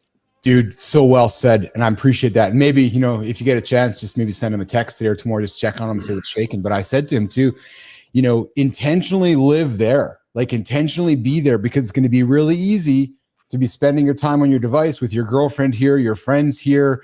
And it's going to be easy to get sucked into situations that don't pull you to the present self of what your goals are. Right. So it's going to be easy to go, "I'm lonely right now. I don't like how I feel. Maybe I should turn around and drive back to Manitoba." No, work on this skill set. Keep working on what got you here. And I know he's going to be fine. Yes. It's been a wonderful exercise watching. That's a perfect way to describe it right there, brother. Yeah. Keep working on what got you here. Yes. That summarizes what I said in a sentence. See, I'm learning. I'm listening to you, brother. I'm working on my simplification, baby. Come on. That's it. I swear to God, did I hear someone say something, and my brain is breaking it down as they're saying it. I know. I believe me. I've talked enough with you in the last year and a bit to watch your skill, and I'm serious. It's a skill to take an entire paragraph, and I think John Petricelli would agree. Petro, I saw your comments there. I think he'd agree that you can take an entire paragraph or a book and just delineate it down to one sentence of here's what the most important thing is. It's a skill. Yeah. And funny enough, like when I'm just thinking out loud, it's not terribly simplified, because I'm putting my thoughts into vocabulary. Once it's out, then it's like almost a different set of ears that starts to distill it. Yes. Yeah, absolutely. All right, well, listen, I know we're going to walk you out of here in a couple moments, but before we do that, Melissa, I know you made something fun for us here today. Guys, we know real quick, is this in Melissa sitting in the green room that I can see? Yeah, this Melissa. So why have I never seen Jimmy? Jimmy's like this fucking faceless name for me. Well, it's funny because now I know what Melissa looks like. Melissa, nice to meet you. Fuck. I said the same thing to Melissa yesterday, this morning. I'm like, hey, I can see our producer on the other side of the camera over there. And she's joining us from South Africa. Eh? She's outside of Cape Town. Dude, I was like, Jesus Christ, he's leaving this fucking guest in the green room a long time today. Jimmy doesn't turn his camera on. We'll have to tease him a little bit. Jimmy, God damn it. If we're supposed to be a family, supposed to be bonded, I got to see what you look like, babe. Apple just broke their sacred 9-minute snooze tradition with iOS 26. Guys, don't do what I'm going to tell you guys you can do. I'm thinking about putting a press release and making some big news about this and calling Tim Cook and Apple on the table, because they have given men everywhere one more way to lose the morning battle before it even begins. Melissa, let's have some fun with this. What if the most dangerous invention in your life was the one you trust to start your day? It's not your phone, it's a single button on it. Every morning you face a choice, immediate action or a few more minutes of broken rest. You think you're gaining comfort, but you're actually losing the day before it even starts. Behavioral science shows that the first decision of the day creates a chain reaction. Small, seemingly harmless delays compound, setting a tone of procrastination that kills momentum. Winning your morning isn't about a grand gesture, it's about making one disciplined choice. Anchor your alarm to a non-negotiable action and watch your entire day transformed. Stop negotiating with your future. Rise with intention. Your goals are waiting. In a world where attention matters, I wanted to have some fun with this one. Guys, Apple gave us a chance to extend our snooze alarms. Don't do it. Just don't do it. And, you know, as John said, move that phone to a different room. Don't even change the snooze button. But the reality is you can now actually extend your snooze. Don't even have the snooze button. I'm with you, man. You know what? You can actually, I think I haven't done this. Turn it off. You don't have to have it on. You can remove it. Hey, is that true? I didn't know this. You can. Yeah. Yes, it is. Jesus Christ. So I just learned something from you. Because I read this somewhere yesterday when I was preparing for this. I think somewhere in your settings, you can turn the snooze button off your phone, right? It doesn't show up, right?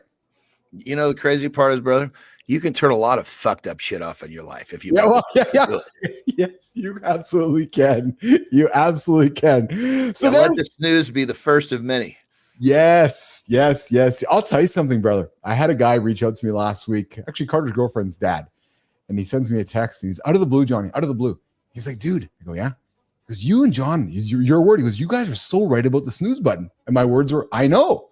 And then he professes to give me this scientific stats on if you hit the snooze, you go back into REM sleep and how it fucks up your whole day. You know what he said to me? I'm done snoozing. I was like, yes. Good for him, man. But it was that awareness, right? Just by us talking about it and then him hearing you and I talking about it. And then on whatever, his Instagram feed or something, this snoozing article came up. He leaned into it and he's like, fuck that. I don't want to have snoozing wreck the rest of my life anymore. I go, exactly. So we're doing our job, brother. Doing our job. That's it, babe. That's it. I can't believe it's done. Leading by example. Yes. That's the biggest gift we can give the world. Yes. What are you doing today? What's going on for you? Well, in 31 minutes, I actually have a podcast with a dude who's probably in the top 10 of like I would say in the kind of the molecule world. When I say molecule, not only peptide, SARM, PED. So it's going to be a really fun conversation. Yeah, well, that's really cool. That's really cool. Did he invite you to his? Like you're going to his? I'm bringing him to mine. Oh, very fun. Very fun. Very cool. Really cool. Awesome. Yeah, awesome. He's actually been a guest in the university as well. Oh, fantastic. So, okay. Yeah, because I mean, when it comes down to it, the world leaders are all about experimentation. That's it. Talk about the university. Plug it, man, so people know how to get a hold of you and get it and find you there. I want to make sure. Yeah, and it's actually it's really developing nicely because the people that are in there give us feedback. They tell us what they need more of, and there's a constant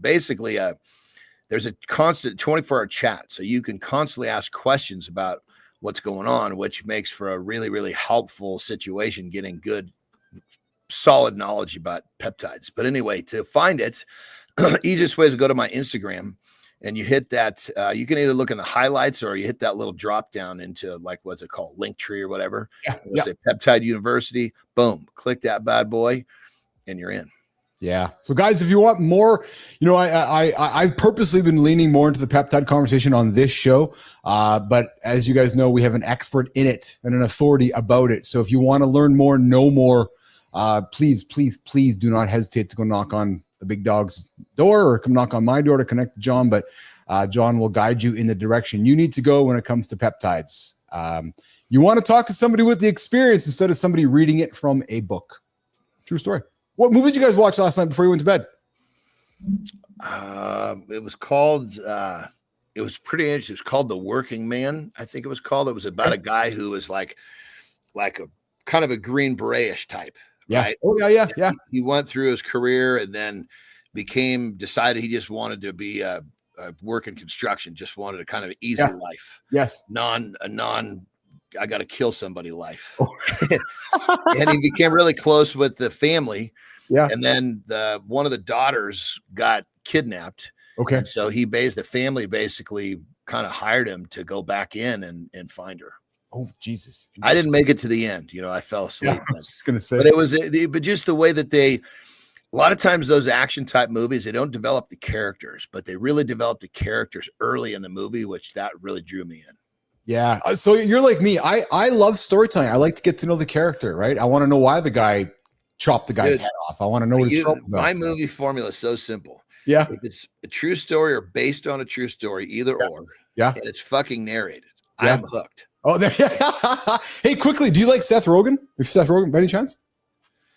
I mean, I know who he is. I mean, I can't say I dislike him. Yeah, so there's a funny show on Apple TV Plus right now. It's called Platonic. Lauren introduced to me. It's fucking funny, man. It's a Seth Rogen thing. It's just a new episode dropped last night. So you learn from it. It'll make you laugh. It's an entertaining thing, right? So it's it's light and entertaining, and it's just funny. It's just funny, right? And it's something to sit back and just relax, and maybe before you go to bed, right? So it's with Seth Rogen. If Terry wants to, because the only time I watch non-learning shit is if I'm watching something with Terry. So if Terry picks it, I'm watching it. Yeah. You know what? Actually, I'm going to drop something good time. Charlie dropped something to me last week, dude.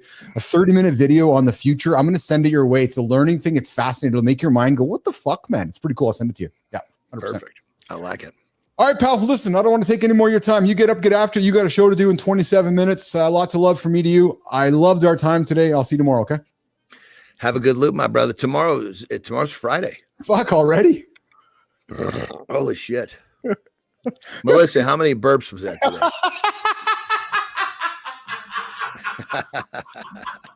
Her arms go out. And the thing is, she can see that now too, which is great. That's great. I love it. All right. Oh, good time was counting. That was 5. So we know 7 is counting. There we go. I was a little short today. I love it. All right, let's get him out of here, Melissa. Have a good loop, my brother. Yeah, pal. All right, take care. Let's get him out of here.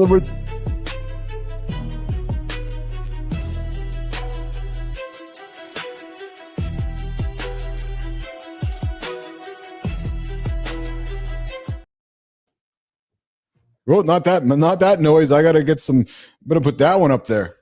There we go. All right. Hey guys, imagine starting every morning by seeing yourself win before the day even begins. Well, today I want to take a few moments to break down the mental rep. We've been talking mental resilience on the show here, guys, today.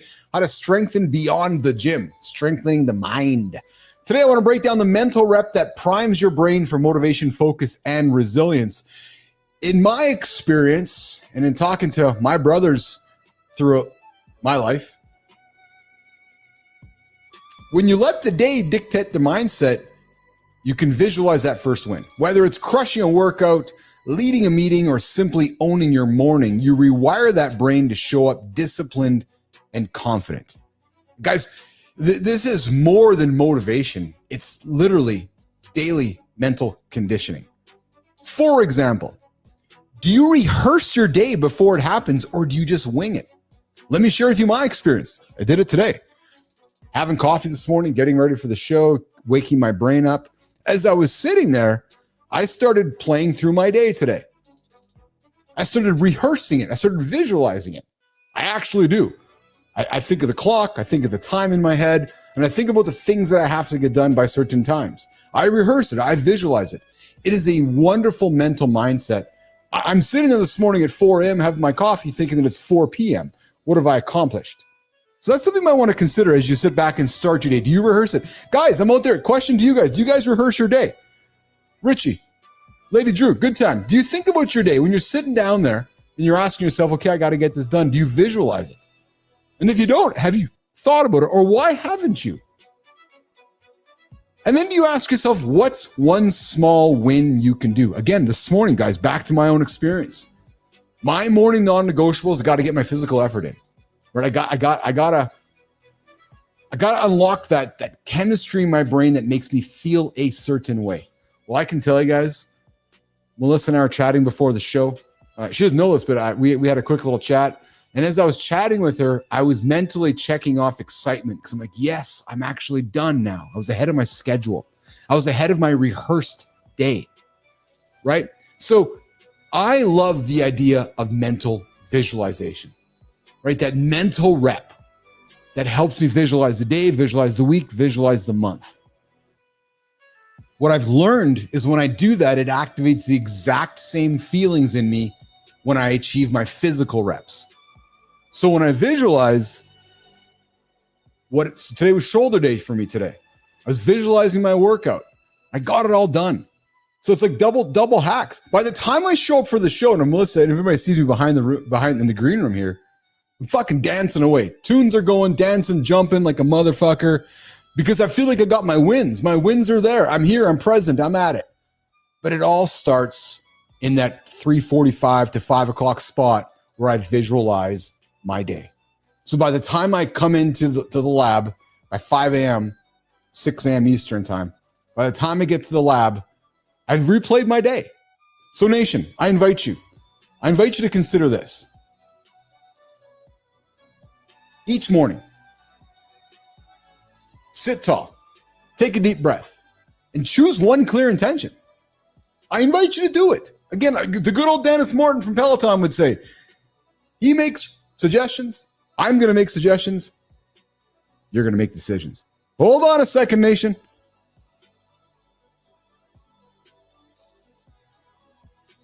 Is this the Drew?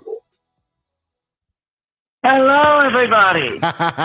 Lady Drew joining us in the house today. What's going on, Lady Drew? Well, I got a total surprise last night. I'm a professional soulful jazz singer. I got invited to a nightclub to go out and sing professionally on stage. It was wonderful. Then I got my little butt back home. I set my alarm. And as far as the snooze thing, honey, that's nothing but an ugly picture I do my best never to look at. And even when I do, I don't mess with it. I get my butt up and get going for the day. So how are you doing? I'm doing awesome. Thank you so much. I'm having a good conversation here around mental resilience and mental mindset. Hey, Drew, as you start your day, do you mentally visualize your day? You know, sometimes I just let it play out, but I'm very cautious. But mainly I rehearse, visualize the whole 9 yards so that I can do and present my best throughout every aspect of my life. Nice. And then finally, I got a question for you. Did you enjoy my representation of Lady Drew in this morning's trailer for today's show? I most certainly did. And since you brought it up publicly, I publicly announced I am truly thankful and honored. I found it fabulous, as all your work does. And I just want to let everyone know there is no such word as can't. That came out of Oscar the Grouch's garbage can from Sesame Street. He didn't like it. He threw it out. So one person can make a difference. So get out there, be positive, be kind in everything you do, and truly not only use the words, bring them and present them and do them. Awesome. Lady Drew joining us from the Carolinas Daily. I appreciate you, Drew. We'll see you in the feeds, okay? Thank you. Love y'all. Blessed be, and ciao for now. All right. Love y'all too, Drew. All right. Take care. Lady Drew joining us from the Carolinas like she always does. A big fan of the show, and we are a big fan of Drew as well. Guys, we've been talking mental visualization. I'm getting to the comments here. Petrocelli, the BS, our BS professor here. Absolutely. Visualization increases the likelihood. I like that he chose to use the word increases the likelihood of implementing intentions. I like that because it prefaces that. How I interpret that would be that, you still might not succeed at it, but that it's going to increase the chances of you succeeding at it by simply visualizing it. And I know it's not for everyone. And I've talked about this before in the show where I will sit down with my team or even myself and visualize a time in the future and then use language. So again, maybe you guys, as you're going through your day today, you're sitting back with your team or yourself or your colleagues or your family and visualizing what's happened, pretending that it's November 1st today or December 1st, right? And because if we've been around long enough, we know how the seasons feel. We know how time feels. For example, right now it's the first week in September, right? Oh yeah, just dated the show. But the reality is there's a certain feeling for many of us during this first week of September. 2 weeks of September, kids going back to school, the leaves are changing, right? So when we know how that feels over and over and over and over again, I believe, and I think Petra would back me up, it's easier to begin visualizing this, right? So if you can go into a meeting, again, I did it so often with my old crew at ICUC, we would often play this game, this visualization game where we were living a year or a quarter in the future. And I would invite people to the meeting to use language as if it was the future. everything was dated in the future. Everything was like, it wasn't saying, we were not using things like, here's what we are going to do. It's like, no, here's what we achieved. Right. So it's just a complete different mindset, but it works. I believe it works. So if you intentionally think that way, good time don't put that comment up there. Melissa, we got to delete Good Times comment because he's aging us quickly in front of all of us right now. Good Time, you're aging us all quick. We got Kindness Rising Petro. I use visualization every day before the Kindness Rising show. I put on some great jams, do my neck rolls and stretches, and picture myself making people happy with my content. That's awesome. Guys, if you haven't checked out Kindness Rising, I don't know why the fuck you haven't. 7:30 Eastern time right here on the network. Maddie gets up, gets after it, drops some tunes, talks Grateful Dead. It's always dropping provocative conversations to just get you thinking, get you moving. And but most importantly, with a thread of kindness that's weaved through the entire conversation. It's Matt Roof, 7:30 Eastern time right here on the network. So guys, I want to invite you to think about visualization and the one mental rep. It's not just visualization, guys. Here's the most important part of the whole thing. This is discipline training. So start your day right, prime it with that focus and step into your goals with confidence. If you have a big, hairy, audacious goal, imagine that it has already happened and imagine how it feels. That is what daily accountability is all about, as you help yourself to get there. All right, good morning, everybody. Good morning. Melissa, I think it's time to get to the community corner and we'll keep this show. It's time for the community corner.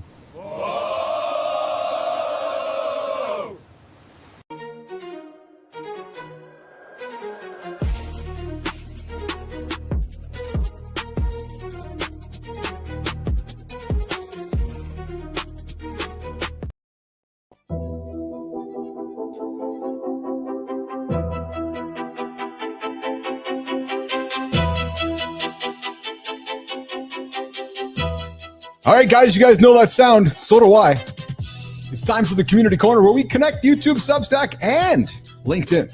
Yeah, true story. Over on Mornings in the Lab. Hey, guys, speaking of the community, have you guys checked out Alex Beaching over on LinkedIn? If you haven't connected with Alex on LinkedIn, I don't know why you haven't. I would invite you guys to go look up Alex Beaching on LinkedIn. The guy's a fucking stud. True motherfucking story. He's entertaining. He's provocative. He's entertaining. He's curious. He's funny. He's entertaining. He drops great content. I know I said entertaining 1,000 times because he is. You're not going to meet a guy. You're not going to see content. You're not going to meet a more inspiring human, I think, on that platform than Alex Beaching. So go knock on Alex's door. Tell him Uncle Keith sent you. And he'll be like, fuck, was Bill talking about you on the show today? Yeah. I'm only talking about him because we were supposed to hook up today, but he's busy. And I think he may have Melissa. I think Beaching threw an impression out of Uncle Keith on the LinkedIn platform today. I think there might be something out there. So would encourage you guys to check out Alex Beaching. The guy is solid. And Alex, if you're watching, I might just put you into some of our shows. All right, today, guys, we are going to tackle 3 big things. 1, 2, 3. Redefining masculinity and culture that often misunderstands it. Why letting your kid get a lemon might be the best business lesson of all. And the 5, not 4, not 3, 5. Fuck yeah. 5 silent barriers keeping men from talking about mental health. All right. Let's start our journey through the community on Substack. Guys, where did masculinity go? Where did masculinity go? So over on Substack, a guide for the untamed asks a powerful question. Where did masculinity go? Oh, hold on. Oh, it's in my pocket over here. This piece on Substack celebrates grounded Sigma-style masculinity, quiet strength, responsibility, provision, empathy as a healthy counterweight to cultural noise that too often equates masculinity with toxicity. Well, the author argues about that abuse isn't masculinity, it's broken fatherhood and unhealed wounds. Well, the true masculinity balances love with strength, independence with responsibility, and thrives when fathers model values for their sons. And here's the challenge, guys. Everyday men are called to step up, contribute their unique imprint, and stop hiding their potential. So I got a question for you guys, nation. What's your definition of healthy masculinity? What is it? What's your definition of healthy masculinity in action? Tell me. Let's see it in the comments. What is it? What's your definition of healthy masculinity in 2025 in the comments? Love to see that. All right, keeping the flow, keeping the river flow awesome. Awesome. Keeping the flow moving. Yeah, you're right, Jim. Kindness, Maddie. Alex is awesome, man. Great accent and action-oriented content. And he's just funny. You know what I like about him, Matt? Is that he's creating content like we are that is unlike anything else on that platform. Holy fuck, is there a lot of boring content on LinkedIn? There's just so much content. Just telling you. Michael Hurst coming in. Look up Boder-Menhoff effect. When your friend wears a pink shirt, suddenly you see it everywhere. It's because your brain is trained to look for it. When you visualize, you train your brain to look. Hersey, that's a great comment, man. It's funny, Hersey, because when Carter bought his car, you know, I never saw his car anywhere. And then he buys his car. I see his car everywhere now. I'm like, wait a minute. I never even saw that model of car until he bought one. Now I see it everywhere. So Michael Hurst's comment is bang on. Guys, Michael was on the show last week, 2 weeks ago. If you haven't checked it out, go check out in the library. Michael Hurst joining us this morning. What's up, Hersey? Good to have you on the show here today, brother. Masculinity, courage to be yourself. From Michael, a.k.a. Global. That's a great one, man. Yes, I like that, Michael. I like that a lot. That's a great definition of healthy masculinity in action. Courage to be yourself. And that's what we are building right here on Mornings in the Lab, Kindness Rising, the entire Mornings in the Lab live network. Michael comes back. Knowing your masculinity is innate from birth. All right, let's keep it rolling, guys. LinkedIn, how a lemon built an entrepreneur. On LinkedIn, James Benamore. What's up, James? What's in your pocket? Your piece or your junk? Fucking roofie. Sorry, got distracted. Roofie's in the comments, keeping it light. On LinkedIn, James Benamore shared a parenting story that started with a lemon. At age 4, his son insisted a single lemon was the perfect lunch. Instead of saying no, James let him try and let him fail. That's a fucking great lesson, man. I love that.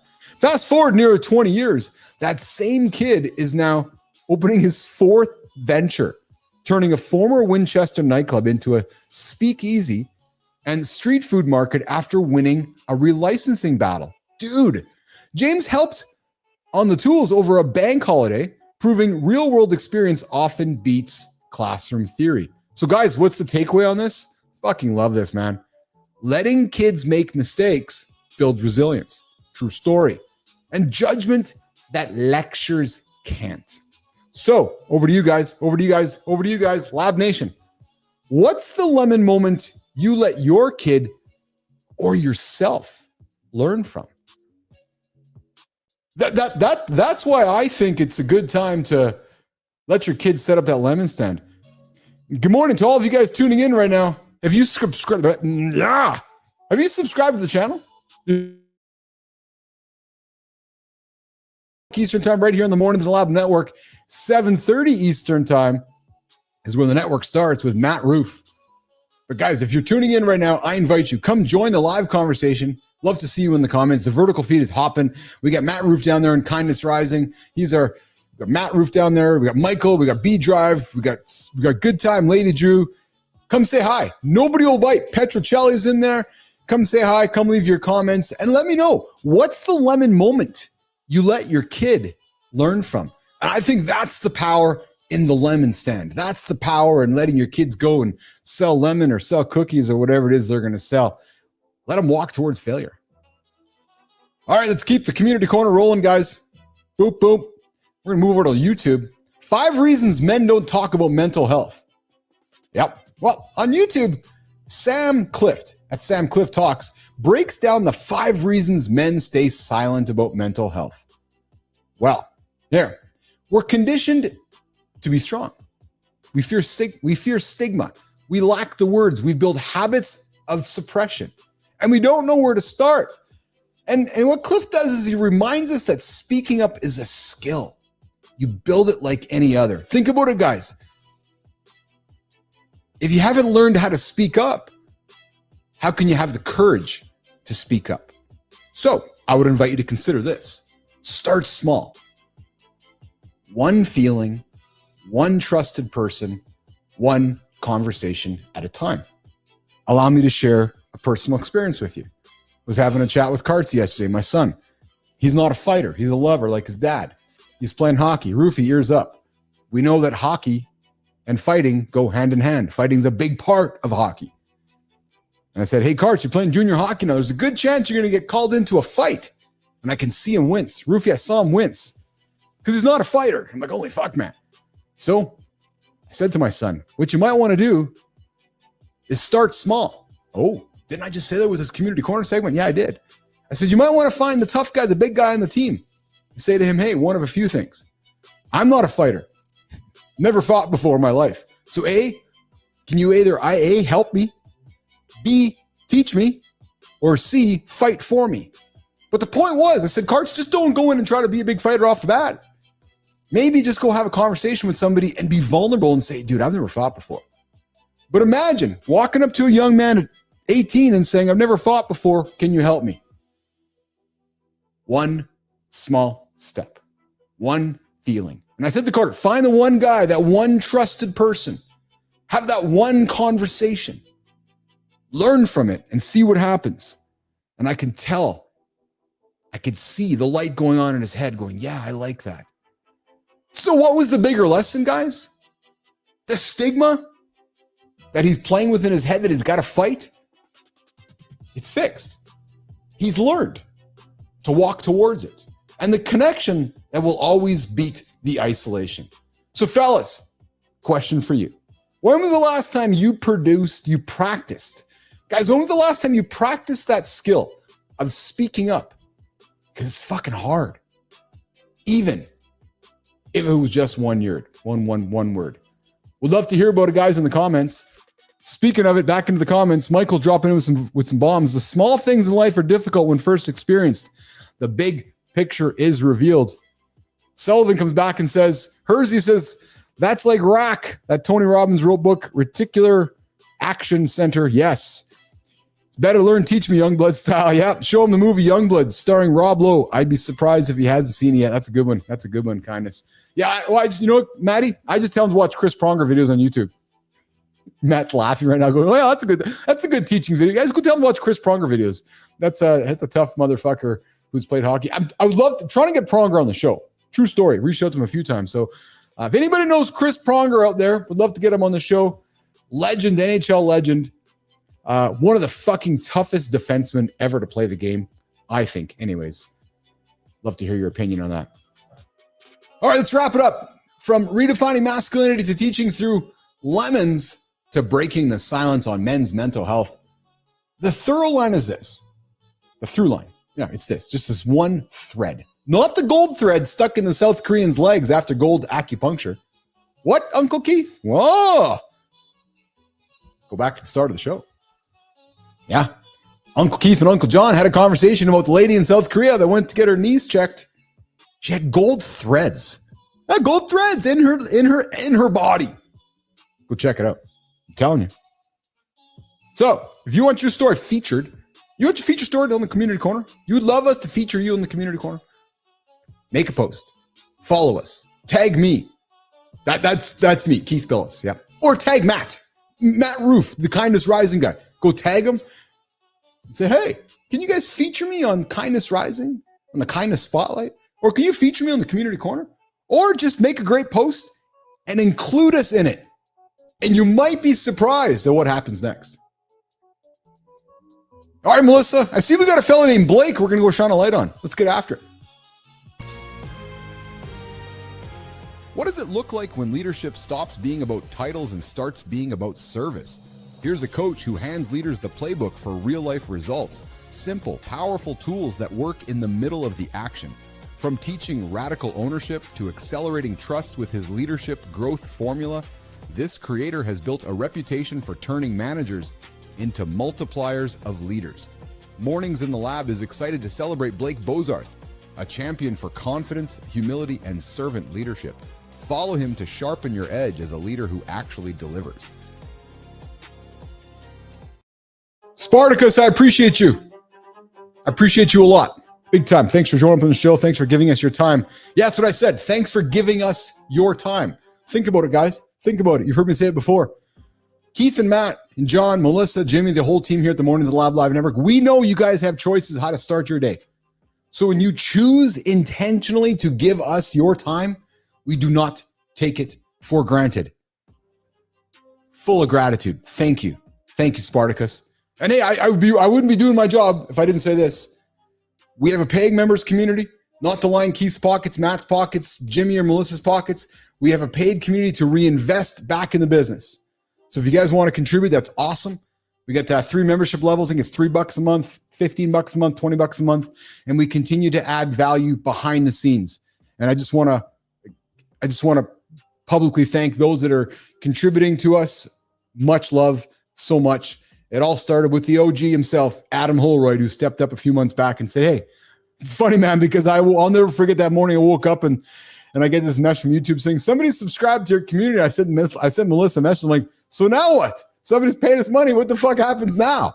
So if it wasn't, true story, man, if it wasn't for Holroyd stepping up and saying, I value this show. I get so much value out of the content and from this team that I want to contribute. If it wasn't for him, I probably wouldn't have been getting these pieces of the business launched. I've been so focused on building the product. So yeah, exactly. Now I got to figure it out. So Holroyd, I got lots of love, man. And as I said to you guys, in our community, there's one sticker. It's the OG sticker. And hey, one guy has it, Adam Holroyd. And then number 2 was Lady Drew, our community corner calling every single day. All right, but guys, let's keep it rolling here in the Creator Spotlight. Blake Bozarth, you guys saw the video. You know the best leaders aren't the loudest in the room unless they're named Uncle Keith. Yeah. Fuck yeah. Oh, yeah, just the loudest guy. True story. Yeah. Just fucking loud, shoulders out, just confident. And you know what the funny thing is? Anybody who knows me really well would know how much bullshit a lot of that is. But anyways, they're the ones who give you the confidence to step up while reminding they are in it with you. It's a true story. Think about it. You're trying to go, and your leader is there next to you. He's helping you hand in hand. He's there to catch you when you fall. He's there to prop you up as you succeed. That is what I see in Blake Bozarth. This guy, dude, this guy's not just building content. He's actually building people, not optimists like Tesla. No, this guy is building up people, the kind of leaders who shows you how ownership isn't about control, but it is about trust. And here's the part I love about Blake's stuff. His work, completely practical. It's about everyday habits, real conversations, and helping managers become leaders worth following. So I invite you to go check out Blake Bozarth over on LinkedIn. And Blake, brother, I got an invitation for you. Oh, there's the accent. There's the different voice for Blake Bozarth. Yes, it is. Hey, Bozarth, I got an invitation for you. Yes, Keith? Well, Blake, we'd love to have you on the show. Oh, tell me about the show. Well, I think you'd be awesome on the show so we can celebrate somebody. I've never done that before. They're going to go back and forth here. But Blake, we'd love to have you on the show so we can celebrate you and we can give you the Creator Spotlight so you can shine it on somebody in your orbit and make them feel all great and fuzzy and warm on an upcoming Community Corner right here on Mornings in the Lab as part of the Mornings in the Lab live network. Melissa, who's next?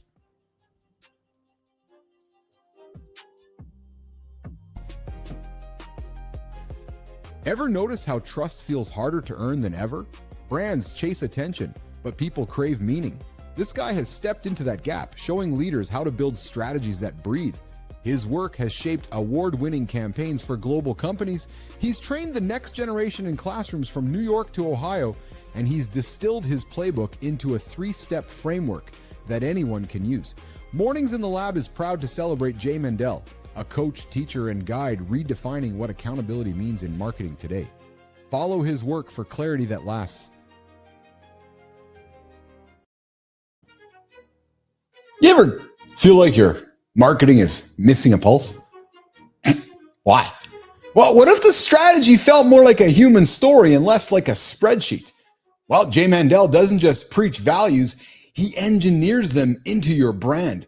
He's taught in front of classrooms and Fortune brands, always rooted in curiosity, candor, and collaboration. But it's not about the big titles. No, baby, it's about the person who can guide you to brand strategy that breathes. And that person is Jay Mandel.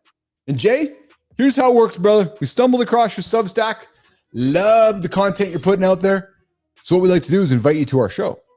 Because we're celebrating you, I'm suspecting there's somebody in your orbit that you'd like to celebrate.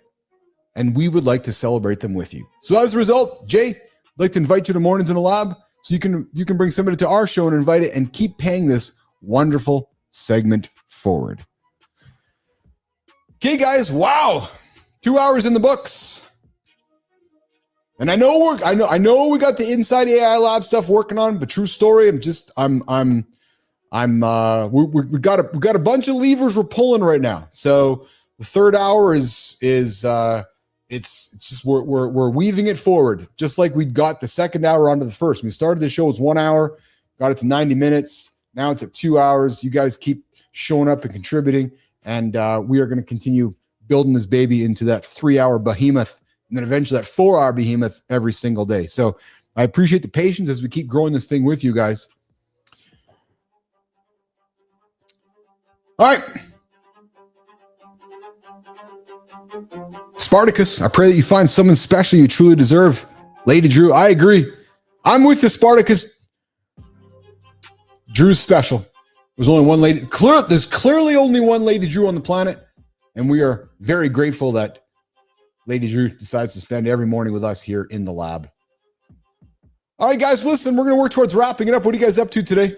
Love to hear what you guys are up to. We'd love to see you guys in the Mornings in the Lab community after the show. We keep the conversation going in the Mornings in the Lab community right here on the channel. If you are a member, thank you for being one. If you'd like to become one, you click join. You become so you subscribe, and then if you want to become a paying member, click on join, and you become a paying member of the community as we grow this thing. And hey, guys, if you want to start your own show, your own live conversation, maybe it's 30 minutes, maybe it's an hour. You want to do it in the morning? Maybe you don't want to do it in the morning. Yeah, you want to do it in the morning. Come knock on my door. Come knock on Matt's door. We'll get you started.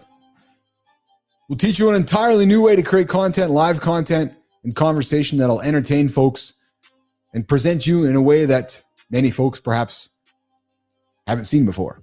So come check us out, the Mornings in the Lab Live Network. Okay, guys, well, listen, hope you guys had as much fun today as I did. A lot of fun here today. Man, the show went by fast. We were supposed to have a guest on the show today. Do not know what happened there. We messaged them a few times, and I saw the messages go out. We messaged them on LinkedIn, and it's I said it before, I'll say it again. It's bizarre when folks just don't show up, like the proverbial ghost. And I don't actually know why. So I don't know if it's because somebody didn't get a message or if they just slept in, maybe they hit the snooze button. But it is fascinating to me.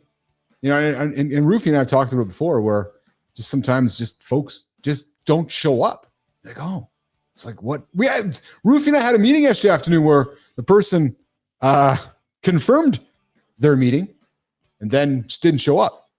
And the guy that was supposed to be on the show today, we confirmed yesterday with that he's supposed to show up today. So I don't know. It's just really weird. Yeah, and Murphy's right, man. Sometimes zero accountability is.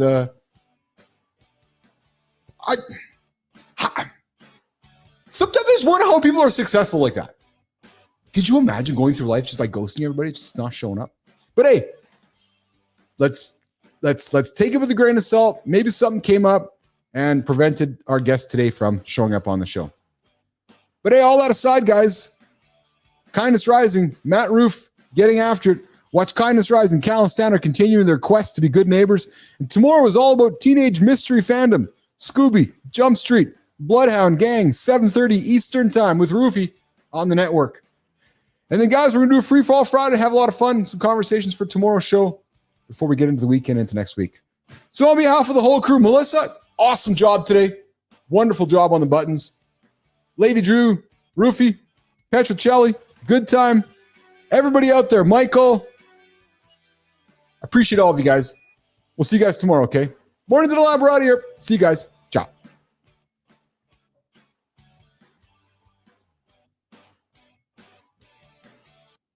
True motherfucking story.